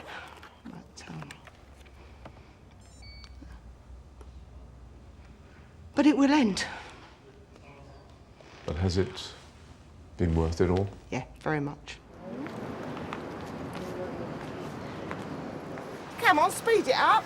All these things that I've said over the years are flying through my mind at the moment, but yes, it has been worth it. And you better cut it, because otherwise I'm going to cry.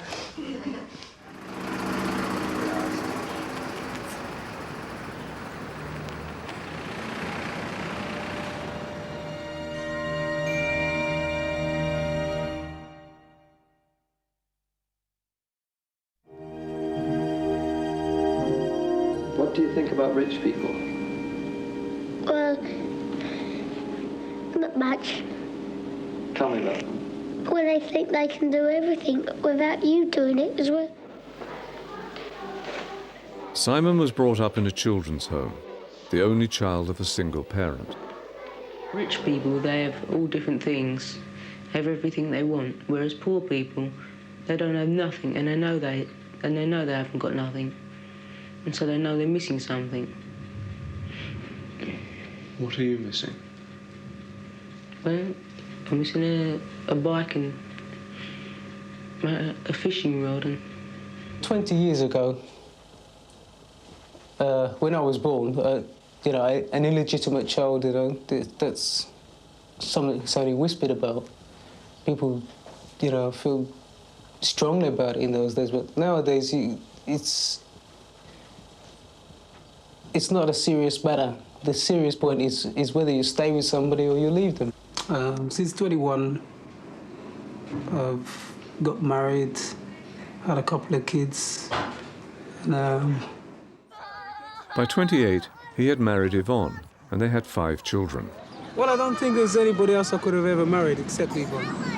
She gives me my life, really, because we're together, we have the children and everything.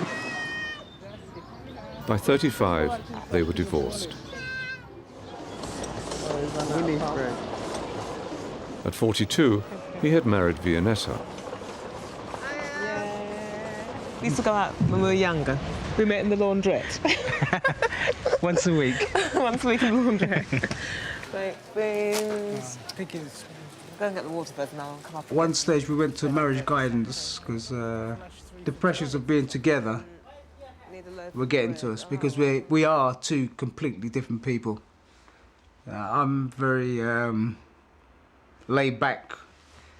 You know, as she always says, if I go any further back, I'll fall over. But it's look, broccoli. When two people are together, when you both had separate lives, it is hard. You know, silly things like leaving the toilet seat up or something, or when I put something here, I expect to see it then. Simon can be really untidy, you know. He'll take everything off and fling it around the house, you know. Sorry, dear. Oh, I don't want it all mixed up. No. Is he romantic? If we've had an argument and he doesn't know, because I will shout and he'll think, what have I done? And I'll be here, and like now, and I'll be here and I'd see him with flowers and a bottle of wine or something. And then he'll say, I'm sorry I don't know what I've done, but I'm sorry. Vianetta already had a daughter, Miriam, and she and Simon have a son, Daniel. Is there anything of you in him? It's dashing good looks, yeah. That's me. And his love of sport as well. He goes to school in Slough because that's where they do grammar schools. He's doing very well there. They say, where's your father then? You know, when your mum's out at work, instead of your father. And I just tell him I ain't got one. They've got everything then. They've even got what I never had. So, which is what? A father, isn't it? So, I mean, they've had everything. At one stage, they would stop seeing me at all. But now, a bit older, a bit wiser.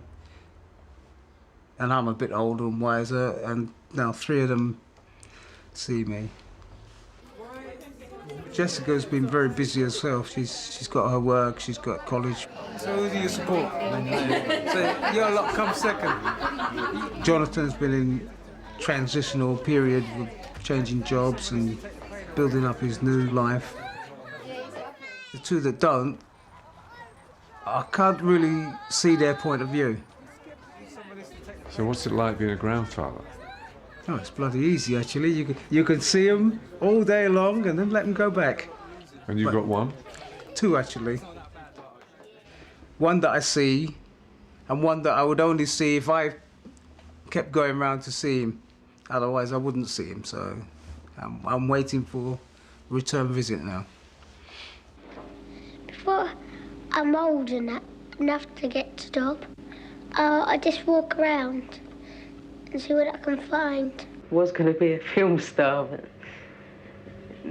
now I'm going to be an electrical engineer, just more to reality, really.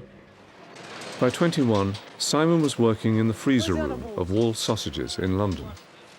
I know I can't stay at Wall's forever. I mean, it's just not me.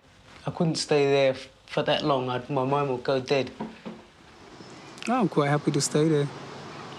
It doesn't look like it's going to close down, so, I mean, better the devil you know, innit? Wall's did close the factory down. Since then, he has worked near Heathrow Airport, handling freight.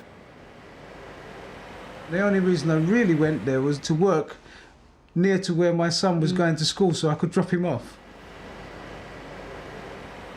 Do you feel you could have done more with a career, with your work? If I'd pushed myself at school, probably I could have done a lot better. Does that give you pause for thought? No, that means I was a lazy sod when I was younger. Somebody once said that you don't live to work, you work to live. And that's how it should be.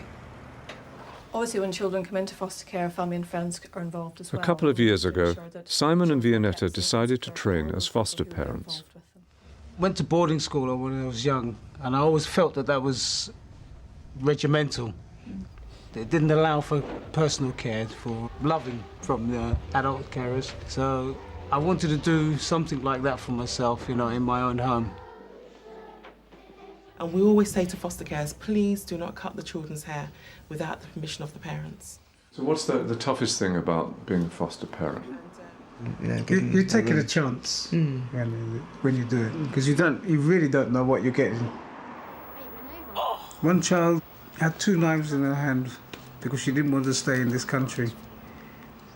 2 knives in her hand. She threatened you? No, she was just a threat to herself. Some of them come back, they ring you up and say, hello auntie, hello uncle, and how are you? They come and have Sunday dinner, come and visit us, which is good. At least you know you've made a little difference to that child's or that person's life. Okay, obviously we have Heathrow in our borough, and that gives us extra things that foster carers might need to do. So where are these children coming from that come to your house? All over the world. So, anywhere. Anywhere. When they come off the plane, they're expected to be meeting somebody. Yes. But that person doesn't turn up.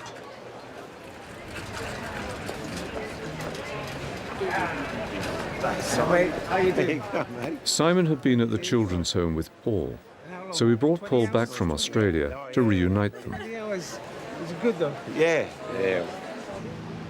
And you can see Windsor Castle from that house. Oh, look at that. We don't actually see each other, touch each other, but we're living each other's lives. Yeah. Every 7 years it all comes back, and we get up to this far, and we've done this, and you've done that. I remember him. When they were 21, we took them back to where they had spent some of their formative years together. Went over forwards or something. Yeah. He was a real bastard. I do try to be disciplined, but I actually hate discipline. I believe the school has taught me that. There's always been a bit of turmoil inside. I believe that divorce affects children a lot. See, I can get on well with my mother sometimes. We talk very well with each other, but it's sometimes not quite as mother and son. When he was 35, Simon's mother died of cancer. There were so many things I never actually said to my mum, that just things that, you think about afterwards. It's too late because they're not there anymore. What sort of thing? Just I love you every day, Later on in life, I did realise that she got depressed as well, so that was probably a bigger reason than not being able to look after me. My mother wrote to me when I was 21 and I hadn't really had any contact with her. When I was 21, she came out and visited. I did grow up without her, so it was like looking at a total stranger. I didn't recognise her at all. So there was no real in-depth feeling there. Paul, get in there next to them as well. Come on, let me get you organised. Are these 2 guys very alike? Well, I think they're alike because they don't seem to jump into things. I'll stand back and have a little look at it.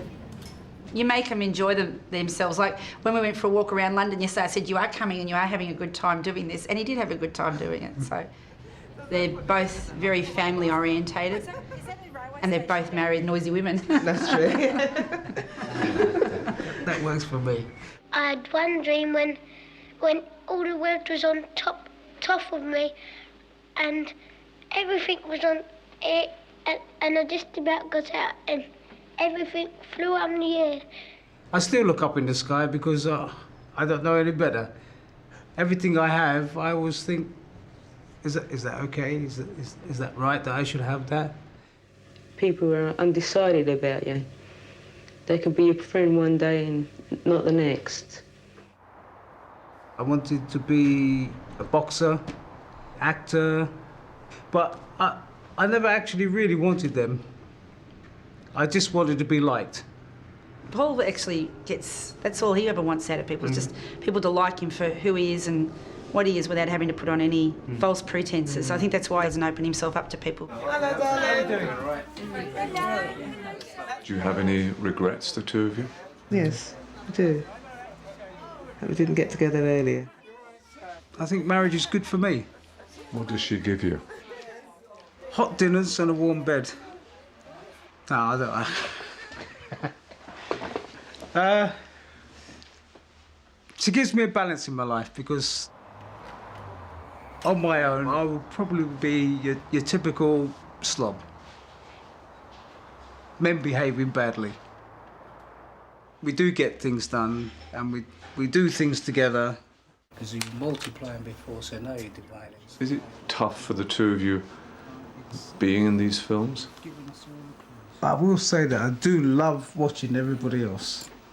I always hate them, to be honest. And by the end of it, I normally hate you. So direct all of my anger in one place.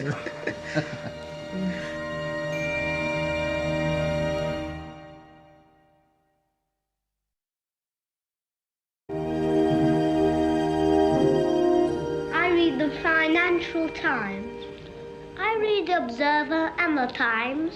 What do you like about it? Well, I usually look at the headlines and then read about it. At 7 years old, John, Andrew and Charles were in a private preparatory school in London. What's the point of the programme? The point of the programme is to reach a comparison. I don't think it is. Because we're not necessarily typical examples. And I think that's what people seeing the programme might think. Yes. Falsely. That's one of the troubles with this sort of programme. I don't really think that sort of people like us have, unless we're being seven and being rather funny, have very much to say that's very interesting. Because, I mean, we don't know very much. Well, we didn't know very much when we were 7, but we were still quite funny. What do you think about girlfriends at your age? Tell me what you think. I've got one, but I don't think much of her. They're no longer just bores who won't play this or something. They're over half of the community and they're there. And you can begin to talk to them. I don't think I financially come from the same background. Andrew didn't go for a haughty Deb. He went for a good Yorkshire lass.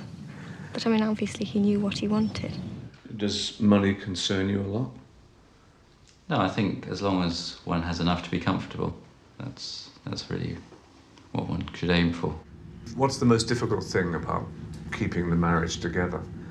I don't think it is particularly difficult, actually. We seem to manage all right. Would you say? I think so. We talk, don't we?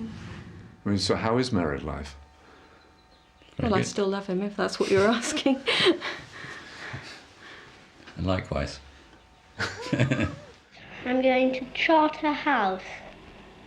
And after that, Trinity Hall, Cambridge. Andrew went to Charterhouse and Cambridge, where he read law. I'd like to be a solicitor, and also fairly successful. At 28, Andrew was a solicitor. What qualities do you think it needs to be successful? Well, you have to have a legal ability in my business, obviously. By 35, he had become a partner. In a couple of weeks, we're going to be having our legal conference in Dublin. At 49, Andrew has left the law firm. I moved to a large industrial gases company which makes oxygen and nitrogen, hydrogen, things like that. Were you taking a chance? Yes. I've been at the same firm for over 20 years. But it's not very challenging. And changing like this, particularly quite late in your career, sort of stretches you. I think it's not a bad idea to pay for schools, because if we didn't, schools would be so nasty and crowded. Yes. So do I think so. Yeah. And the people in the schools wouldn't, and the poor people come rushing in. The man in charge of the school would get very angry because he wouldn't be able to pay all the masters if he didn't get any money. And education is very important. And you can never be sure of leaving your children any worldly goods, but at least you can be sure that once you've given them a good education, that's something that no one can take away. Andrew and Jane have 2 sons, Alexander and Timothy. Alexander's at university, he's in his first year at Newcastle. And Timothy's at boarding school. I think he'd like to go to university, but I think that's as far as he's got, really. Maybe even over the summer holidays we might start to talk to him about are there any universities he'd like to go and look at. Andrew and Jane live in London, but they have a second home in the country. Well, we bought it about just when we got married. It was a 200-year-old barn, that we bought in an auction, completely derelict, nothing in it at all except for manure. And then slowly over the years we've just been converting it. But it's really taken us up until fairly recently to do that. Ollie, come on. There's a railway line that runs along the bottom of our land. There's a fox's den down there. We've been seeing a few cubs recently. What sort of hobbies does Alexander enjoy? Well, on the odd occasion, he's quite keen on doing what we call dangerous sports.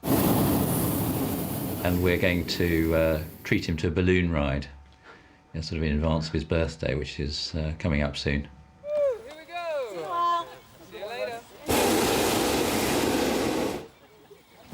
I have actually been in a balloon once myself. It was for my father's birthday.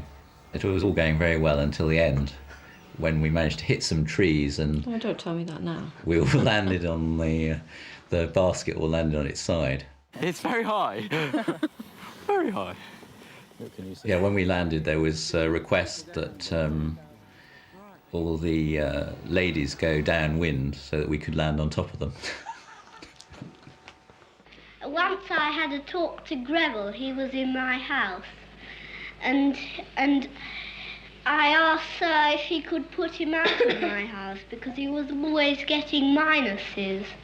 Do you think life is tougher out there for your children than it was for you? Yes, certainly. I think it's much more competitive for children. When I leave the school, I go to Broadstairs, St Peter's Court. Or if you look back at us sitting on the settee at the age of 7 and I was saying what I was going to do, it was as if my life was mapped out for me. Trinity Hall, Cambridge. You know, you could never get a child doing that now, say I'm going to go to Cambridge. Things have become less certain as a result. And you three on that settee had huge opportunity. We did, absolutely, yeah. Well, I think boarding makes you feel self-sufficient. And also it teaches you to be away from your parents and to live with people. And who was the big influence in your life in giving you a sense of proportion and value? Well, obviously it's your parents. You know, they bring you up for the first 18 years of your life. Well, I have my bath at 6 o'clock, and then... Do you ever look back and think, is there anything you would like to have been different from what it was? I think from my point of view, perhaps as the children were growing up, I'd have liked to have spent a bit more time at home with them rather than in the office. But that's something that, you know, obviously it's too late to do now. So everything we say, they'll think, oh, that's a typical result of the public school system. You know, when we were 7 and 14 and 21, we were fairly prepared to say what we thought. But we've become more guarded over the years. What are you guarded about? I'm guarded about being guarded. Here we go! So did you have to fall on the ladies? No, the lady fell on me. But it was my wife, so that was good. When I leave school, I'm going to the Dragon School. I might. And I might go to... After, I might go to Charterhouse, Marlborough. I don't particularly want to be rich, but I'd like to have enough money. Charles went to Marlborough and then on to Durham University. Since 21, he's taken no further part in these films. When I leave the school, I'm going to College Court. And then I will be going to Westminster Boarding School if I pass the exam. And then we think I'm going to Cambridge and Trinity Hall. John went to Westminster, then on to read law at Christ Church, Oxford. I think he'll follow a legal career with a view to ending in Parliament. Might be at the bar. Doing what? Perhaps chancery practice. I now have a career. I'm a barrister. Other than that, life chugs along in varying degrees. Well, in a sense, not very much has changed in my career over the last 14 years. I'm still a barrister. I still wear a curly white wig. The only visible difference, I suppose, is I wear a silk gown because I'm now a QC. Are you ambitious? Yes. What for? Fame. And power. What sort of power? Political power. I'd quite like to go into politics, but I mean, that's you know, easier said than done. I have actually thought about whether I shouldn't try and get myself onto the candidates list. But who knows? I haven't written myself off as a potential politician, even though I'm already 49. I worry about the quality of our democracy. I worry in particular about this government. Not because they're socialists and need to round us all up and take us off to Trafalgar Square in tumbrils to face the guillotine. Far from it, in fact. Tony Blair is a very good conservative, as I see it, but rather because of the insidious damage they're doing to our constitution. Then rich children always make fun of poor children, I think. Yes. And it's very irresponsible because we all want more money, as much money as we can get. And The acquisition of sacks and sacks of money is not something that I set much importance by. I'm not money-minded, I would say, in that sense. I mean, obviously, it's nice to have a fair amount of money, and money doesn't enable you to go on nice holidays, buy nice things, so on and so forth. But it's, as a goal in itself, no. I mean, who wants to be the richest corpse in the graveyard? By the time he was 35, John had a house in London and another in the country. I seem to spend an awful lot of my time gardening furiously, trying to tame the wilderness that we inherited there. I'd have laughed if 10 years ago you'd have told me that I would spend most of my time digging herbaceous borders and things, but that's what I seem to do, and I enjoy it.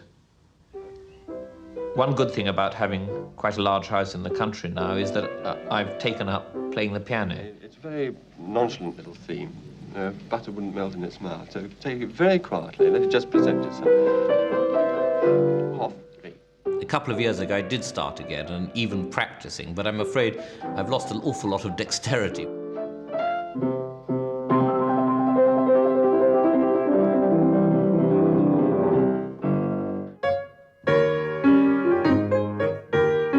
Whether it's old age and arthritis or whether it's falling off horses too many times, I don't know. But I mean, I don't feel I've got quite the dexterity in my fingers.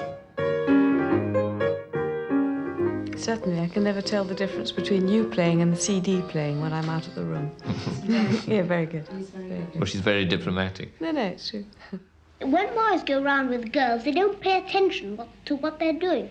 For instance, my grandmother had an accident because a boyfriend was kissing his girlfriend in the street. By 35, John had married Claire, the daughter of a former ambassador to Bulgaria. It is coincidental that we met, but it's obvious that the Balkan connection was a strong mutual interest.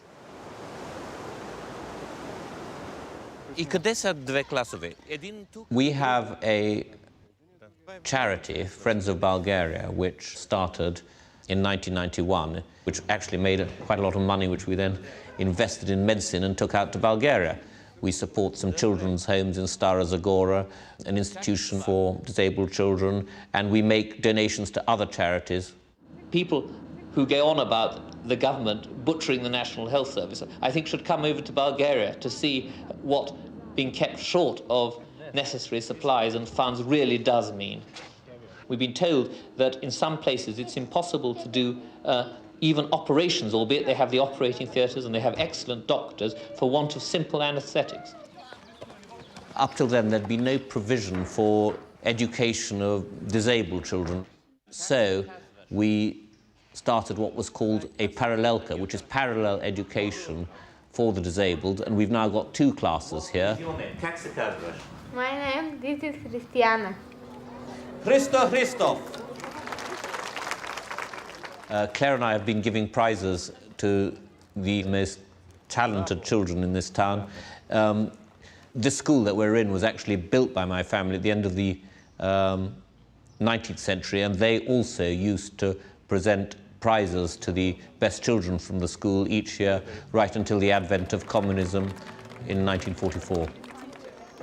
I come from a very old family with big traditions of service to this country. And really, when I come here, I feel very proud of them, because I feel in so many ways they've helped build Bulgaria.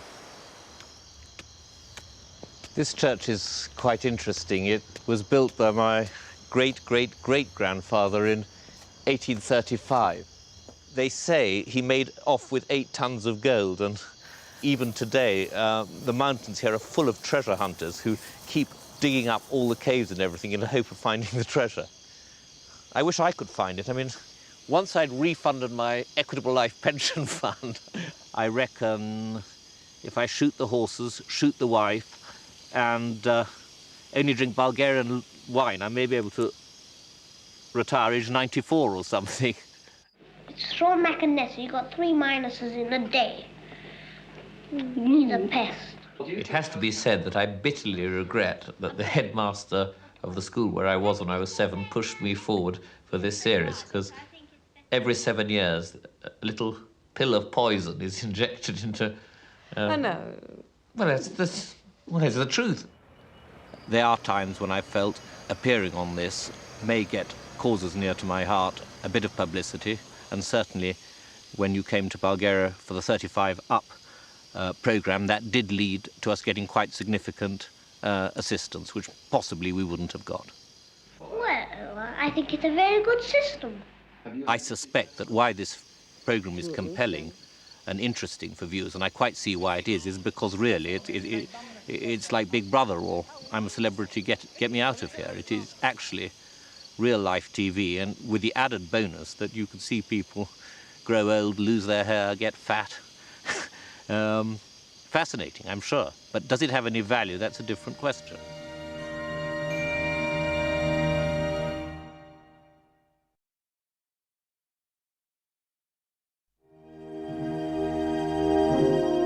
Well, we pretend we've got swords, and we make the noise of the swords fighting, and then when somebody stabs us, we go, ah! Neil grew up in a Liverpool suburb. He had dreams of going to Oxford, but didn't get in.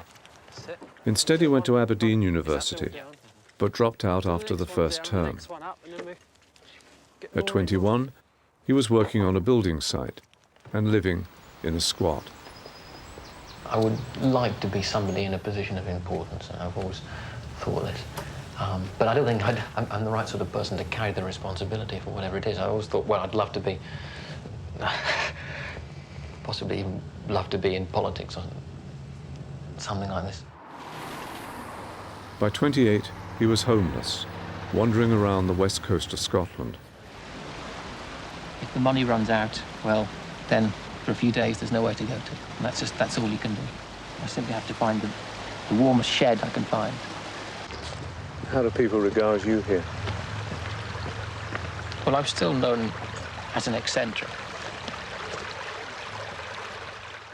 I'm not claiming that I feel as though I'm in some sort of nirvana, but I'm claiming that if I was living in a bedsit in suburbia, I'd be so miserable, I'd feel like cutting my throat.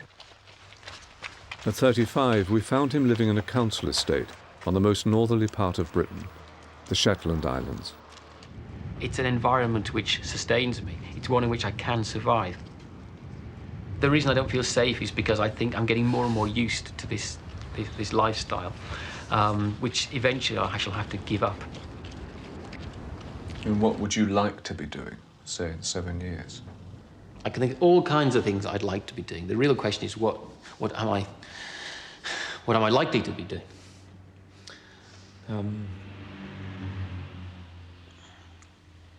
What are you likely to be doing? And that's a horrible question. I tend to think the most likely answer is that I'll be wandering homeless around the streets of London. But with a bit of luck, that would happen.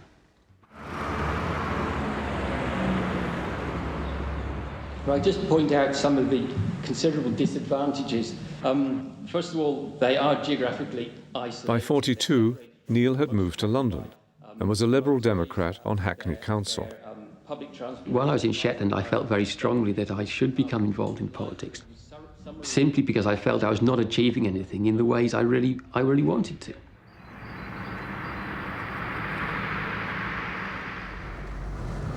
So I didn't expect to see you driving, Neil.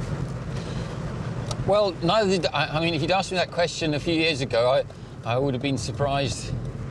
Well, it was my brother's wife's car, and fortunately she was about to change vehicles at the time, and they let me have it without charge, which was really a very magnanimous gesture. At 49, Neil has left London, moved to Cumbria in the northwest of England, and become a member of the local district council. Thank you, Chairman. Fairly simple. It was a committee decision, a majority decision. His own group on the Establishment Committee agreed with the decision. Councillor Hughes? Well, for Councillor Nine's information, Councillor Cook has reconsidered his the opinion he ventured at that meeting. I'm a Liberal Democrat. I'm standing for the County Council for this seat, which is 400 square miles in size. So it's a huge constituency, and this is only one of the 84 seats. And who has the seat at the moment? It's a Conservative councillor at the moment. Big majority? Significant. There's a lot of work for me to do. If not this time, maybe next time. What are the chances this time? I'm doing my best. Funnily enough, when I first came up here, I was considering giving it up altogether. But after only about 2 days, after that, I just got involved again, so maybe it's impossible to give up politics. Well, I have a great deal of respect for the Liberal Democrats, but I think that I won't vote for them this time because I'll vote for Mr McLean, and in particular he's keen on to preserve our way of life in the country, with hunting in particular. Well, it's going to very disadvantage us because we've changed our farming policy since foot and mouth. We're out of dairy cows. Well, certainly more people vote. Perhaps they see the impact on their lives more starkly than people do in the city. I found in London, many parts of London, there was a huge apathy because it seemed, like they used to say, it doesn't matter who you vote for, the government always gets in. So, I mean, when I saw you 7 years ago, you seemed content, happy in London. So why the change? I neither felt that I was satisfying the community around me, nor did I feel I was satisfying myself. And that was obviously not an ideal situation. At 42, when Neil first arrived in London from the Shetland Islands, he lodged with Bruce. He was a model host, although he did always insist on measuring the amount of bath water there was in the bath. I'm not quite sure why that was. He'd find the fridge a bit noisy, so he'd turn it off, or if I had to hoover, he'd walk around the block. Or No, I accept that I wasn't the model lodger in every way. And however, that just only emphasises how patient you actually were. I've had little contact with Bruce. We've exchanged 1 or 2 letters, but maybe ours was a friendship which flourished, and it was a genuine friendship in the circumstances in which we found ourselves in London. I think that's what happens in life, that people you're close to, and then circumstances drift you apart, and you find other people, and you wonder now and again what's happening to them, and hope they're all right. But that's what happens in life. In the winter, if you lived in the country, well, it was just all wet and there wouldn't be anything for miles around. I feel, especially sometimes when I'm on my own, that I'm losing touch with the way other people live. Do you worry about your sanity? Other people sometimes worry about it. Like who?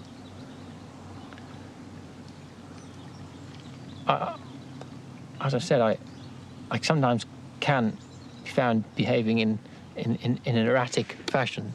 I sometimes get very frustrated, very angry, for no apparent reason, for a reason which won't be apparent to other people around me. Do you ever think you're going mad? Oh, I don't think it, I know it. Well, because we're not allowed to use the word mad, but, I think most people are mad here, really. How's your health? It's probably very good at the moment, and living in this rural setting is obviously healthier than living in the middle of a city. There is less stress.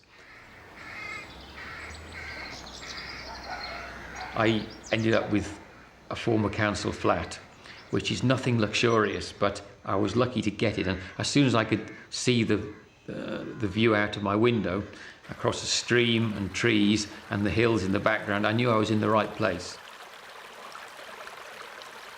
I know that many people say they feel closer to God in the countryside.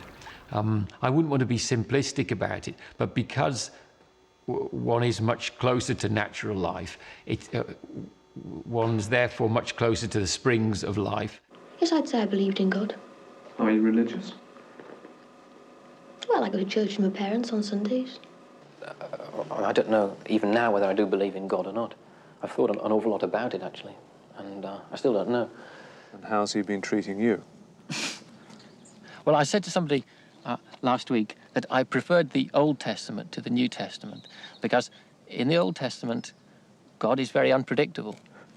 And that's, I think, how I've seen him in my life.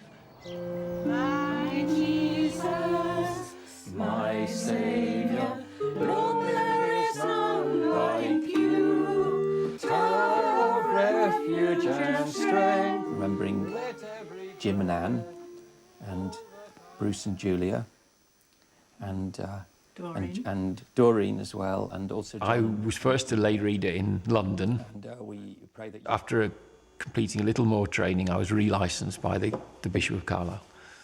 nature is lovely, nature is made by God, but it's lovely. It gives me the peace of mind to accept when things don't go the way they want to.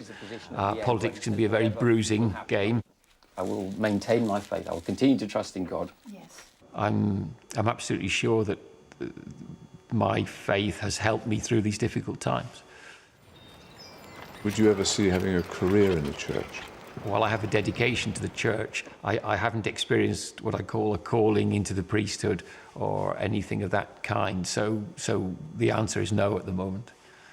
When I grow up, I want to be an astronaut. But if I can't be an astronaut, I think I'll be a coach driver. If the state didn't give us any money, it would probably just mean crime.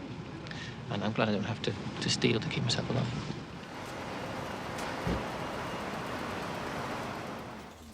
Neil spends one day a week doing voluntary work for Oxfam. Bernard, can you tell me why people keep putting non-classical? I enjoy doing this. It's relaxing. I love books, and I enjoy the company here as well. You can't eat. I'd much rather have a full-time job where I was being paid, but because of the council work I do, I really want a job in the rest of my time that isn't too stressful. Well, these are all £6.99 new, so I'm putting them in at £1.99. I get just over £200 a month allowance for being a councillor. On top of that, I get £9 a week job seekers allowance. And because I'm entitled to the job seekers allowance, I get my housing benefit as well, which pays my rent. I did some teaching of French to young children last year for a while, and that was very useful income while I did it. When I go home, I come in and Mummy gives me a cup of tea. I don't think I was really taught any sort of policy of living at all by my parents. This is probably their biggest mistake. That I was just left to fend for myself in a world which they seem completely oblivious of. What I'd like most of all would be to be able to do something for my parents when they're older, to be there when the time is necessary. Well, my father died 5 years ago. I do feel, however, that I'm a little nearer to my mother since then, but both geographically and possibly emotionally. It's never been an easy relationship, and I'm not claiming that everything is healed now, but I feel I can speak to my mother. And do you miss your dad? I had a great relationship with my father when I was much younger. My relationship with him did deteriorate as I got older. I sometimes felt that he'd made the wrong decision in advice he'd given me or things he'd done, but then, obviously he had his own life to lead, and just a few months before he died, we went together to a cricket match where we had what I knew would probably be the last long talk we would have, because he was dying at the time then, and I felt that we were both relaxed because we were doing something we enjoyed doing, which was relaxing in the sunshine and watching sport. So I felt that some bridging of the gap did take place that day. When I get married, I don't want to have any children because they are always doing naughty things and making the whole house untidy. I always told myself that I would never have children. Why? Because children inherit something from their parents. And even if my wife were the most high-spirited and ordinary and normal of people, the child would still stand a very fair chance of being not totally full of happiness because of what he or she will have inherited from me. No, I've never married, and I don't have a girlfriend at the moment. And it's one of the regrets of my life, actually, that I've not met somebody of the other sex I thought I could have a more permanent relationship with. But I'm probably not the easiest of people to get on with. I did have one girlfriend for close on 2 years, so maybe I'm not as completely hopeless a character as might appear to be the case. Do you miss a physical side, a sexual side in your life? Well, I'm a physical person, so I imagine I could be happy in a lasting relationship with somebody. But you have to make do with the reality. And there are many things that might have happened in my life that haven't happened. And there is little point in being regretful and angry about that. You seem to have such a much stronger sense of purpose to your life than you've had before. I see that life comes once and it's quite short, and you have to appreciate what's good in it. And if I could just tell us a short story. I was just sunbathing, and a butterfly landed quite close to me with beautiful wings, deep red colours and white sort of circles on them. And I mean, these creatures don't last very long, but it landed very close to me. It didn't seem frightened, and it just seemed to delight in opening and closing its wings and just actually being beautiful for that period of time, enjoying the sunshine. And perhaps there isn't actually any more to life than that, than just being what you are, realising that life goes on all around, and there are millions of other living creatures who all have to find their part as well.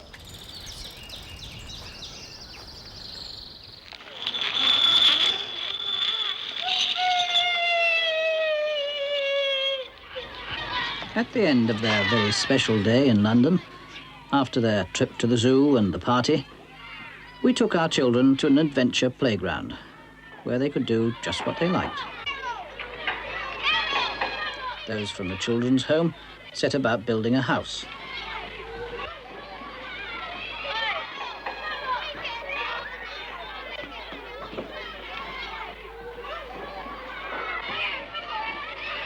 There's Nicholas.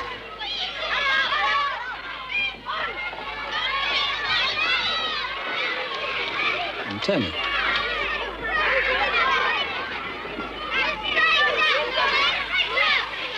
Andrew. John.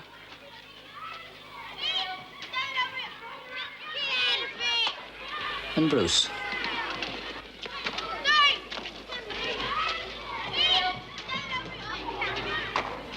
Susie.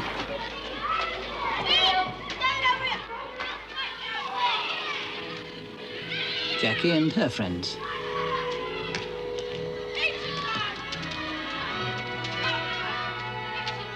Give me a child until he is 7, and I will give you the man.